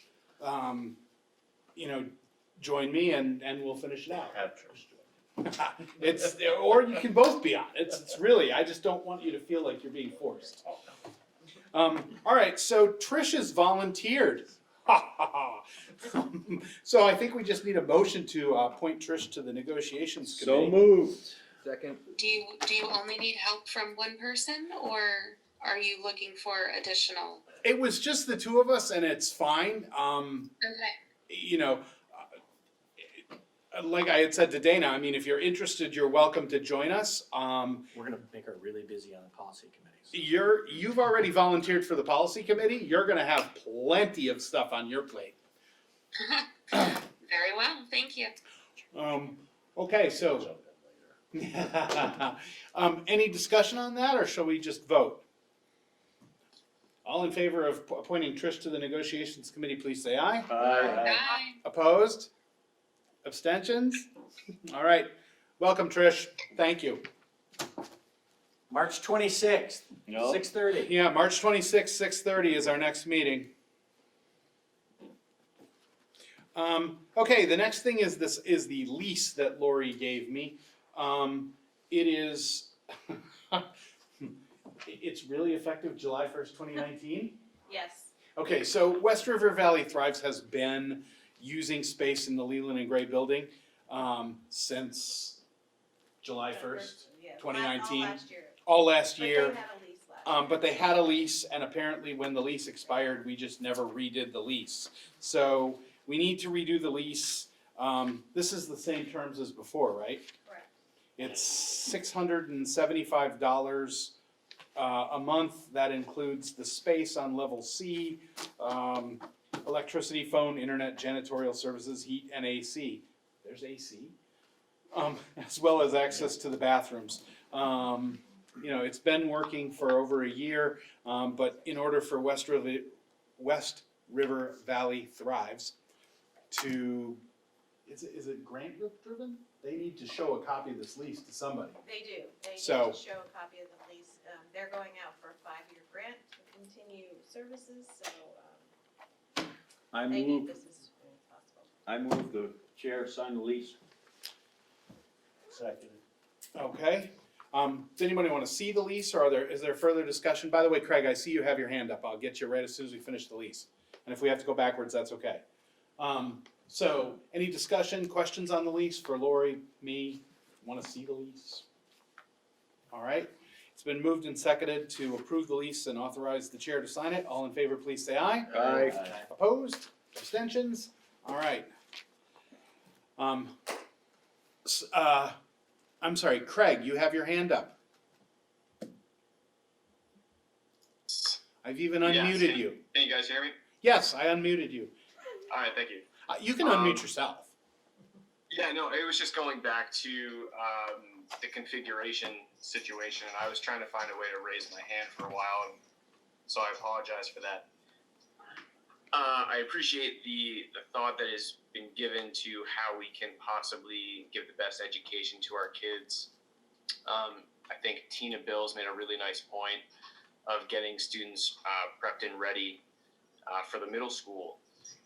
And going through this configuration this year, we sort of lived out the experiment, and I think we made a lot of really nice adjustments. And looking forward, as Bill mentioned, we do have some increase in population for some of the classes moving ahead, and a one-year position would certainly be the best benefit for the education of those kids, especially in 4th and 5th grade. And to Scotty's point of waiting to sort of seeing where school choice plays out, I agree with that. The caveat being that if we wait too long, again, this is sort of the season for educators to be finding new jobs and new positions. If we wait too long, we may miss out on a really good candidate. And so I would just advise the board to consider that earlier may be better. And if the difference is something like $25,000, the quality of education that those 3rd, 4th, and 5th graders will be getting for the year as a trial will be worth it. So that's just kind of my point. Craig, so clarification, the board meets again April 13th.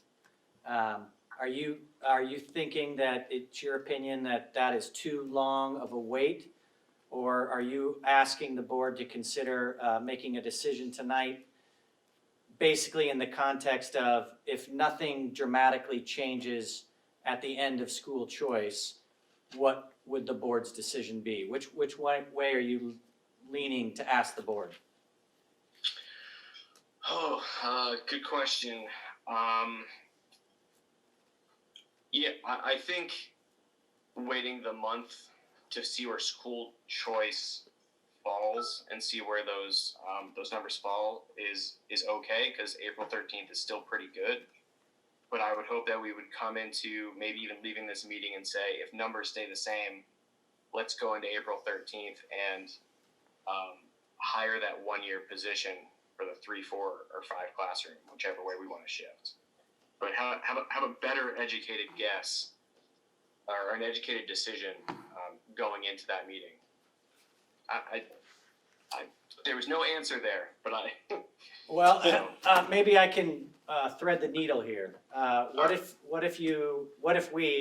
I ask the board for a preliminary decision based on the results of school choice not changing dramatically what currently exists, permission to post an anticipated opening, the first week of April, so that we could collect, but then confirm on April 13th of the board's confirmation of that earlier decision.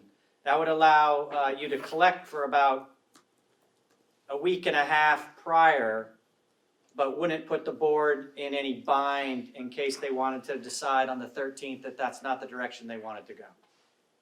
yeah, I would appreciate that very much. That gives us a lot of leverage, the ability to get the resumes in, find a qualified candidate. If it doesn't work out and the board decides to go a different way, we can just cancel it because it's anticipated. But if they approve, we can go right into the hiring process. I believe that's the best way. Thanks, Bill. All right, so what I hear you saying, Principal Roach, is you're asking the board to consider making a recommendation tonight to me to move forward on the option to post a one-year professional position. Is that correct? Yes. Yes, please. Okay. All right, Joe, Chair. Okay. I am asking the board to consider that. All right. I have another hand. Chris. Now you have to unmute yourself. There we go. Can you hear me? Yes. Okay, I found the raise your hand. I just wanted clarification on school choice because in the last two meetings, it was stated and televised that school choice was not open for those two grades. You mean the class size? Yes. Well, we're accepting applications, but I haven't made any decisions yet because I don't know what the configuration of the class is. If there are 3 teachers in grades 3, 4, and 5, then obviously there's going to be room in those classes if there's only 10 in a class. Right, and I just wonder if people were confused by the way it was presented, that they may have thought that they couldn't apply for that if they wanted to. I've received not applications, but inquiries about those specific grades, so I'm pretty sure people, if they were interested, at least asked for clarification. Great, thank you. Okay, so moving backwards just a little bit, we've had the request from both the principal and the superintendent now to at least give a preliminary recommendation, you know, all things being equal, option 1, option 2, or option 3, so that when choice does close, things can move ahead, you know, with the process, with the hiring process. So, thoughts on that? Al? I'll make that motion on option 3. Can I Hiring- ask, I'm so sorry. One sec. No, he's asking for a full-time position, he didn't say which position. Okay, so your motion is to hire the full-time teacher. Which I think, Craig, was that what you were advocating for? I'm trying to understand that. Yes, I was advocating for a full-time teacher. Okay. Okay. Yeah. So we've got a motion. Is there a second?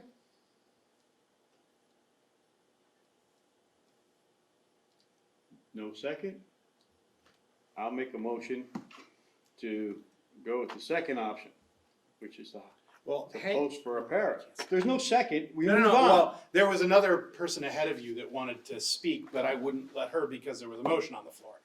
Now there's no second, so it died. I was gonna let They Keegan should have been speak. here. Is it my turn? Yes. Okay, I'm just, wondering, has it been considered, or would it even be an option to look at the current teaching staff you have within the entire SU and reassigning a teacher from a different building to kind of take on this particular role within the school, or would that not be an option? No, that was considered. There just aren't any extra teachers in which we could move and not have the same situation where we would need to have a consideration of hiring a teacher. Okay, well, if that's the case, then I'm happy to be the second to the motion that died a few minutes ago.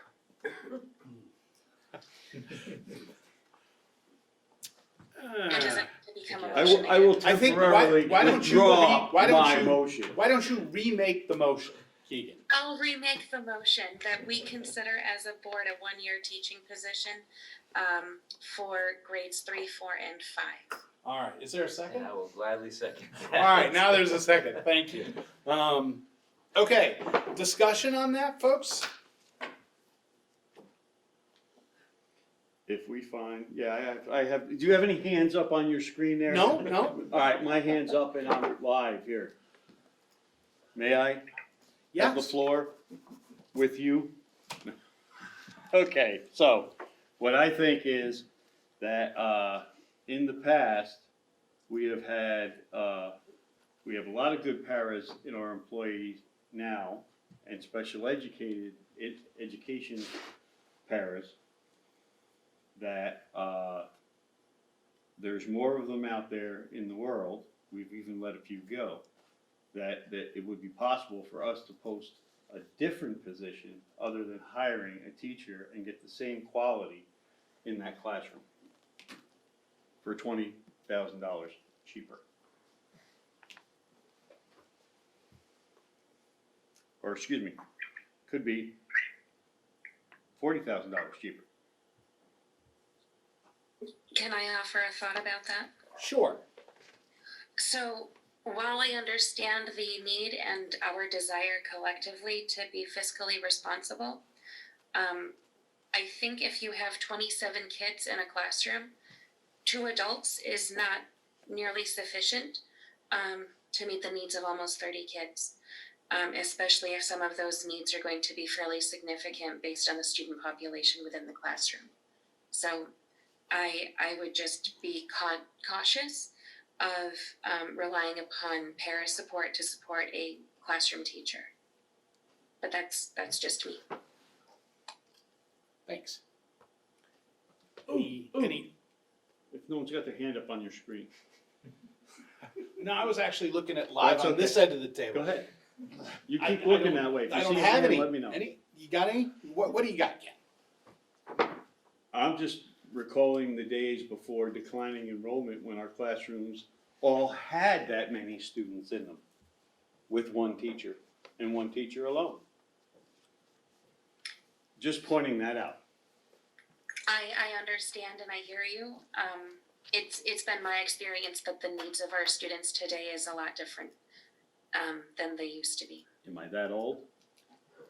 Not necessarily. Yes, I am. Alrighty. It's okay. Craig, I see your hand. This is great.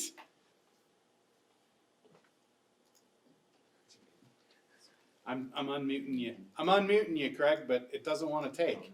Unmuting. How about now? There you go.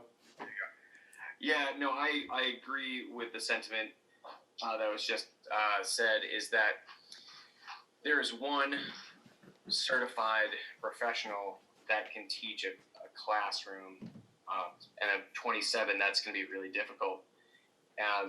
The tutors and aides that I have run into in my educational career have been fantastic, and they care about kids, but they're not specifically qualified to teach the instruction of Tier 1, especially at the education that we're really trying to achieve here as part of our goals.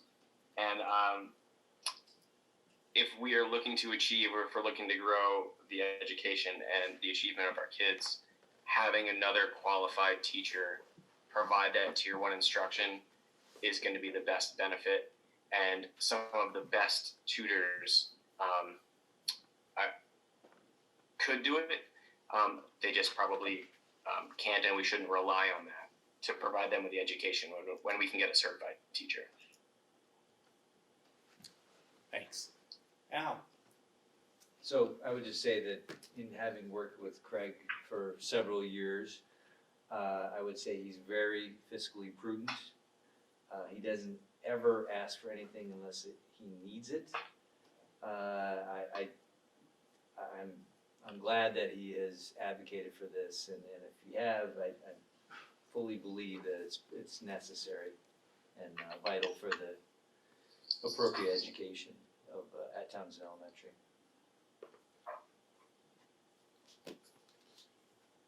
Okay. Lindsay, go ahead. So I just wanted to say that being, especially that we had a lot of comments in the school choice survey regarding the huge jump in class sizes and how that was going. I can't actually see it going well at all to have 27 kids in a classroom, whether you add a para or not, just based on how the community has already responded to class sizes at Townsend. So I guess that being said, I'm on board with the classroom teacher. Thank you. Craig, go ahead. Can you unmute yourself? Yes. There you go. No, I just wanted to thank Lindsay for bringing that point up, because the last meeting we did review that, and that really was a strong opinion of people. And if we can help alleviate and give people what they wanted for school choice and improve education, I think that's the way to go. So I just wanted to thank Lindsay for bringing that back up. Want Hey. clarification? Sure, Ken. Is there enough room in the Townsend building for another full classroom? Yes, we actually have a whole other classroom waiting to be used. Thank you. Thank you. Yeah. Is it safe? Fire safety safe, approved. Yes.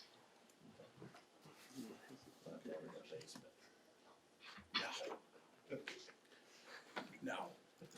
Just checking. All right, any further discussion, or are we ready to vote? All right, all in favor of posting the, what was the tentative? 1 year 1 year upper elementary position. anticipated, that was the word, Thank you. position. Thank you. Thank you. Please say aye. Aye. Opposed? Nay. Nay. Gotta count them, buddy. We're gonna have to count them.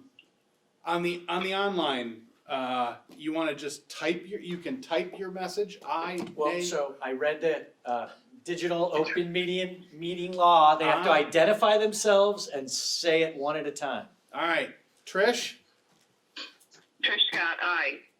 Lindsay, Aye. Howie.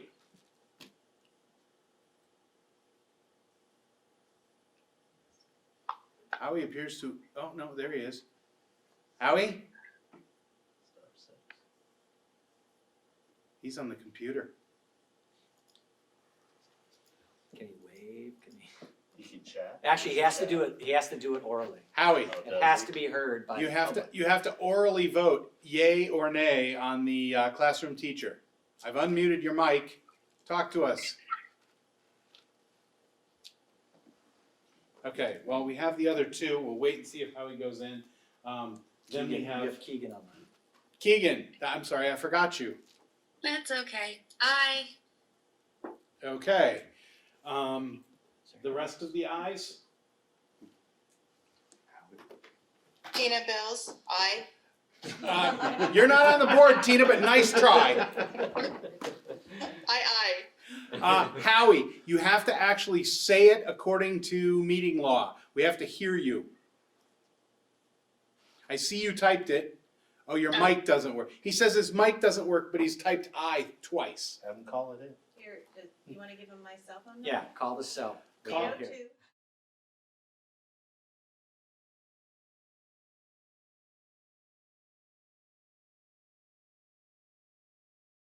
If you can. Otherwise, I think we might be okay. So there's, the nays are 2, 4. Leanne? I was an aye. Okay, so we have 4 nays and 1, 2, 3, 4, 5 ayes. Without Howie's vote. And the chair doesn't have to vote. Well, That is you with the can chair vote to voting. break or make a tie. That is with the chair voting.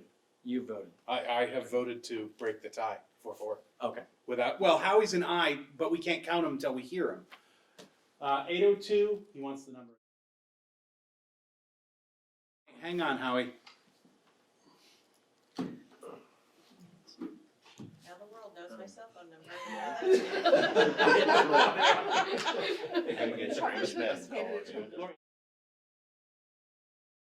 Thank you. I'm texting it to him privately. We're not broadcasting it. Well, it's not. There should be 11, right? I'm not against the position. Can we edit that out? Yes. Nope. Uh, I'm thinking Oh, that. there's 4 online. Austin, buddy, edit me out. There's 10. Yeah, So you gotta have- If it becomes a You gotta real have problem, 6. we'll figure something. I'll trade you. Gotta have 6. We gotta wait for Howie to go. It's There's so a couple fun. 5. Yeah. Yeah. No, well, Who how do we we gotta wait voting for? aye? Well, we gotta wait for Howie. Because he's trying to vote, and that's the 10th. You know what I mean? So you need 6 if you have 10 If we don't voting hear members. from Howie in 2 minutes, we need to move on, then I suggest we table this. Hi, Howie. Howie? Okay, why can't I hear him now? Speak it. It's I when got the, it on speaker. Oh, okay, your button's over. Howie?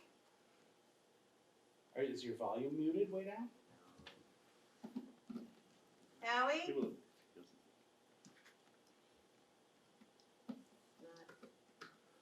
Wow, I can't hear you on the phone either, Howie. Well, actually, Let me try. It's gotta be 5-4 then, you can't count him. what, it's 5-4, yeah. So it's still, I'm calling him. Okay, let's try this. I'd really like to hear from I would too. But without him, it's Howie? fine. him. Yes. Yeah. Cause he knows the answer in advance. Yes, sir. Oh! Hi. One more try here, and then we just go forward with 5-4. They put scanners in here for cell phones, like to jam them. Mine's worked here before. Yeah, mine worked. Yeah, mine's worked here before. Daughters at BBA, they got jammed all the time. Oh, really? Yeah, they had jammers. So, wow. Serious? Yes. Well, they could afford them. Yeah, and between donations from one person.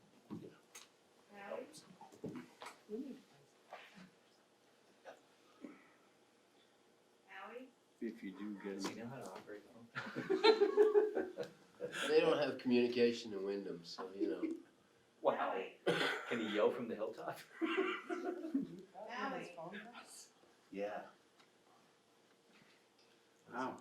I'm not sure what's wrong with his phone. Okay, we have a meeting to like All right, move on, we've- so it's we've- gonna have to be 5-4. We've lost Howie. The vote ends up being 5-4 without Howie's vote counting, so the ayes have it. The motion carries, and you have your teacher. No. No. We have the Well, ability you have the ability to post an the- yes. anticipated opening. Yes. Okay. And I'm gonna put it on the 13th. I was hurrying, so I took some I words out of the understand. sentence. Okay, go. Okay, so And you did let Craig know that he's gotta somehow remove the rest of that money from. his- under old business, we had put the parent request for tuition off a month to allow the parent to attend, and they didn't come. We can either give them one more month, or we can take action tonight. What's the pleasure of the board? No. If they're not gonna show up for 2 meetings in a row, right? you know, There's a lot. Deny the request to Right. pay tuition. I make a motion, we deny the request to pay tuition. Is there a second? I'll second. All right, it's been moved and seconded to deny the parent request to pay tuition to attend, I believe it was Vermont Academy. Any discussion on this before we vote? I'm looking for hands online. Go ahead. Joe, I have something to say. Okay, when you hang get on to one me. sec, Trish. I got one here and then I got you. Okay. Just the possibility that the parent received Bill's notice to no school community gatherings, that they didn't show up here, or is that? I'm new, so just kind of throwing it out there. I would have hoped that they would have connected with Joe or I. Yeah, I haven't heard They anything didn't show up at the from them. last meeting. And they didn't show up. They at didn't show up at the meeting. last meeting. They've sent a letter. We needed some clarification and we talked to them about that and we haven't heard since then, so. Plenty of opportunity. Yeah, I would say so. Thanks, David. Thank you. Trish? That's what was gonna be my question, had there been communication between the administration and the family, or if there hadn't been, with the extraordinary circumstances going on right now, I would say let's give them until next month, because there is still time. But if there has been communication and it's kind of gone nowhere, then I would support the motion. Okay. Any other comments, questions? Ready to vote? All right, all in favor of the motion to deny the tuition request, please say aye. Aye. Opposed? Aye. Abstentions? The ayes have it, the motion carries. Howie's still mute. Yeah, Howie's still muted. Okay, the long-term planning work calendar. At the last meeting, we were given these two different drafts of possible long-term work calendars where, going forward after we get a budget adopted for next year, we start talking about what, as a district, we can do going forward. The future planning that Bill was talking about at the end of the budget presentation. One of them contemplates having a budget committee do some additional work, and the other has the board doing all the work without the aid of the budget committee, right? That is correct. The one where the board does all the work without the aid of the budget committee means more board meetings. These meetings would be in addition to the regular board meetings. We'd go back to most of the time 2 a month. So, we should, tonight or certainly at no later than the April 13th reorganization meeting, adopt one of these as the plan going forward for the work that we have in front of us for the next, 6 months or so. Thoughts tonight? I think it would be a very good idea to have a budget committee separate from the regular board meetings. Okay. Keegan? Yep. Rick? Sorry. I looked at him move and I looked at Mike. Well, that's exactly what I said last time is what Keegan said, so I'm still on that page. Okay. Anyone else? Should have a budget committee. Okay. Separate. Just Okay. another committee though, but. Yep. Well, we try to keep those to a minimum. Well, we had one this year and apparently it didn't work out too well when it worked out, the committee did great work, but apparently the public wasn't too happy with what the committee wanted and then asked the administration to go back without the committee. Okay. And come up with a budget. So, we've heard support for the budget committee, and, again, this can all be decided at the reorganization meeting, but it sounds like, based on the feedback we're getting now, we could have one different member, is at the reorganization committee, or we could just be the same as we are now. But the plan, I guess we can give Bill the heads up that he should sort of look to plan with the input of a budget committee, and then that committee can be finalized at the reorganization meeting. You can be volunteered or, if you're interested in serving on that and all those extra meetings, think about it now and then you'll get tapped at that meeting. Does that make sense to you? Yep. Does that work for everyone? Board? Did I capture it? All right. Great.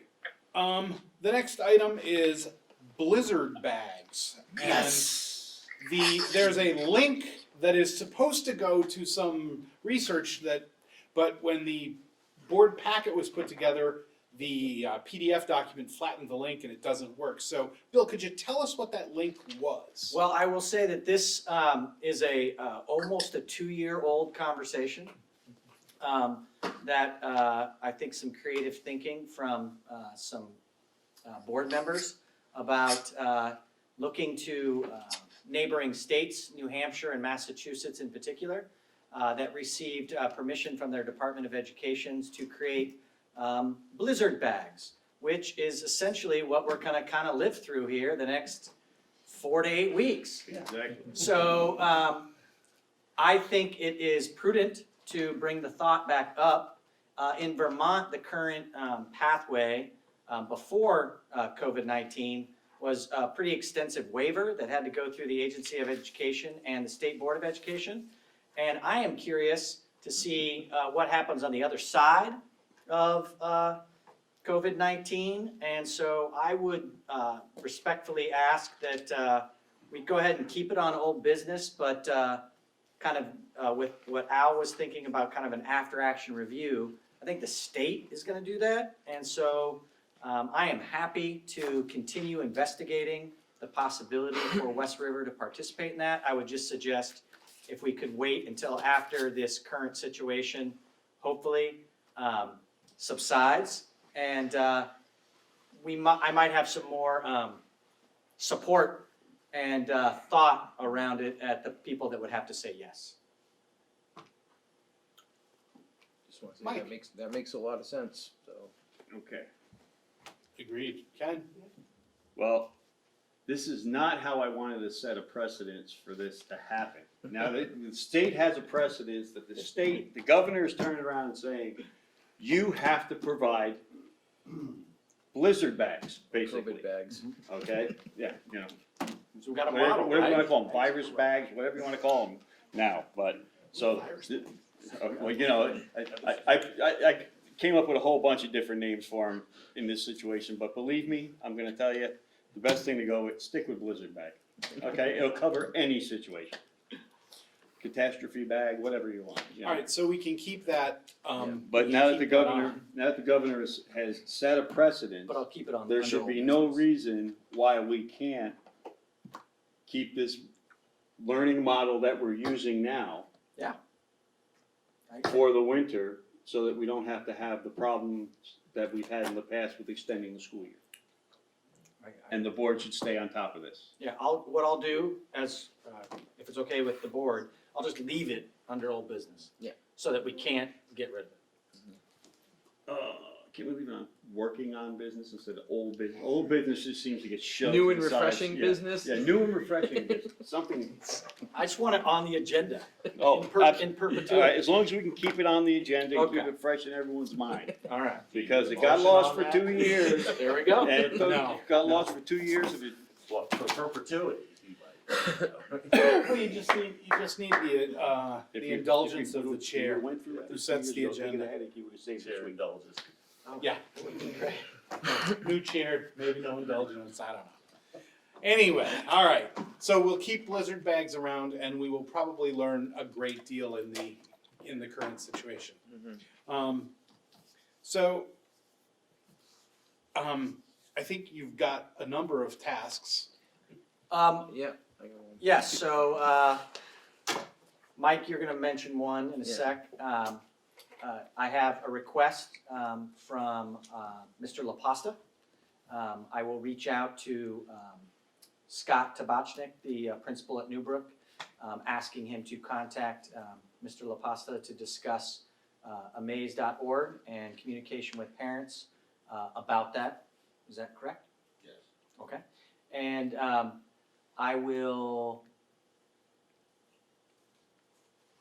Keegan is gonna be on the policy committee, Trish is on the negotiations committee. Class configuration, we have, it will be on the agenda for discussion on, April 13th, and, permission has been for an anticipated position. Blizzard bag stays on old business. And Mike. All right, so I saw on a post tonight that from Sarah Wiswell that the Jamaica Town Hall is open for phone business, but closed to the public. So people who wanted to early vote can't, or they might be able to, but I'm not sure how that would work. So I wanted to task Bill to talk to JP Isabel, get guidance there, and if it's not clear, talk to the attorney and let us know. I also heard that Brattleboro did the same thing, so it might happen. Brattleboro's closing town offices, yeah. Yeah. We probably do need to seek some guidance. Brattleboro's also recommending postponing elections. That might have to happen That too. might that might have to happen, know. although that would make budget planning difficult if we did, I think. Well, I mean, how do we even get a fair budget vote on that, you know? Yeah. The budget's already been planned. All you gotta do is just make sure you We get gotta, a date, you we gotta get get it people in passed, public. yeah. Okay. So those are the tasks for the administration, and the committee tasks are really just the membership. And then your committee chair will be in touch with you about, policy committee meetings, or, Trish, March 27th. It's the next negotiation. Is there anything else that needs to get added to that list? I don't think so, but I'll check. Okay. Can someone tell me when the next policy committee is? We're looking for a chair of the policy committee. Ken is doing it in memoriam, he's chair emeritus. So he is really looking for passing that baby off. So if you're excited, you could become the chair and call the first meeting. Did I hear volunteer down there? I got a volunteer. Yeah. Yeah, Mike says he'll chair it. Yes. Yeah. All right. We haven't had a meeting to have that conversation. Okay, It then was an why, open meeting. I'll at have this the meeting. old chair call a meeting and then the policy committee can decide. There we go. Thank you. So Ken will be in touch. I'll call a meeting as soon as we can meet in public. Yeah. Alrighty, so that's it for committee tasks. Joe? Yes, Sorry, you just said that the next negotiations committee was on the 27th, but Bill said 26th. 26th, did I misspeak? It is the 26th, 26th at 6:30. yes, Okay, thanks. you're welcome, sorry. We're all gonna gather on the common. Okay, so there are minutes in your packet of the January 27th, February 10th, and February 24th meeting. I just need a motion to approve those. I noticed that, the February 10th meeting has Christina Robinson listed as a board member. I believe that should be Drew Hazelton at that time. Because Jen Dorta Duque was also listed for Jamaica. February 10th? Yep, that's a Peter one. Yep, we'll make that correction. Move to approve the agendas with the corrections. Any other corrections in these meetings? Okay, it's been moved to approve them. Is there a second? I'll second it. Thank you. Okay, discussion, corrections. I see some name misspellings, but nothing huge. I thought, I missed the one that you had, Mike, but, you know, what happened seemed correct to me. Alright, so all in favor of approving the minutes as corrected, please say aye. Aye. Aye. Opposed? Abstentions? The minutes pass. Okay, pay orders. Did, Yes. Yep. okay, Here. the pay orders got reviewed? Yep, Yes. Okay, so So you who ready? wants to make the motion? so moved. You got Approve them. I make a motion. Usually, How hang about on, somebody make it who knows the numbers and the amounts? do you have them? Yes. Alright, Okay. go for it. Thank you. Thank you.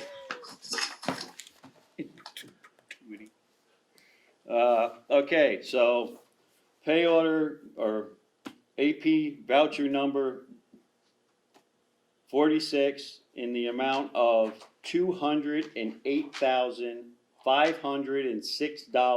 $208,506.05. The second pay order voucher is number 47 in the amount of $17,968.49.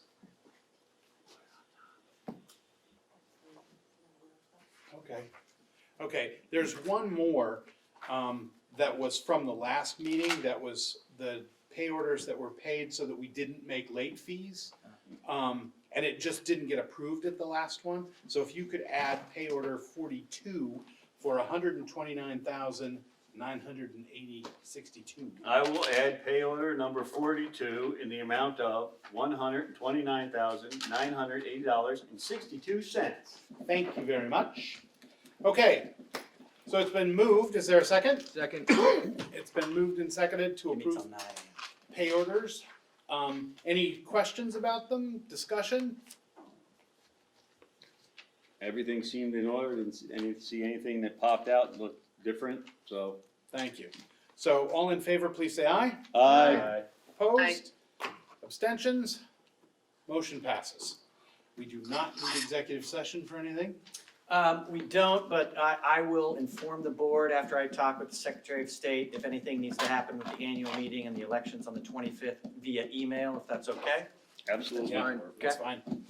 Okay, You wanna do the What? next meetings, oh, yeah. announce them? Yeah, we don't need the executive session. The next meeting is the annual meeting, March 24th at 7 PM at Leland and Gray. And there will be a budget vote and the member-at-large election on March 25th. And then the next school board meeting after that will be April 13th, where we reorganize the board when we've got all the people elected. All of those are subject to change based on current situation. Stay tuned. Any other business? Move to adjourn. All right, it's been moved and seconded. All in favor, please say aye. Aye. Aye. All right, thanks for hanging in, folks. Yeah, thank Good you. night, everybody. All right, state law,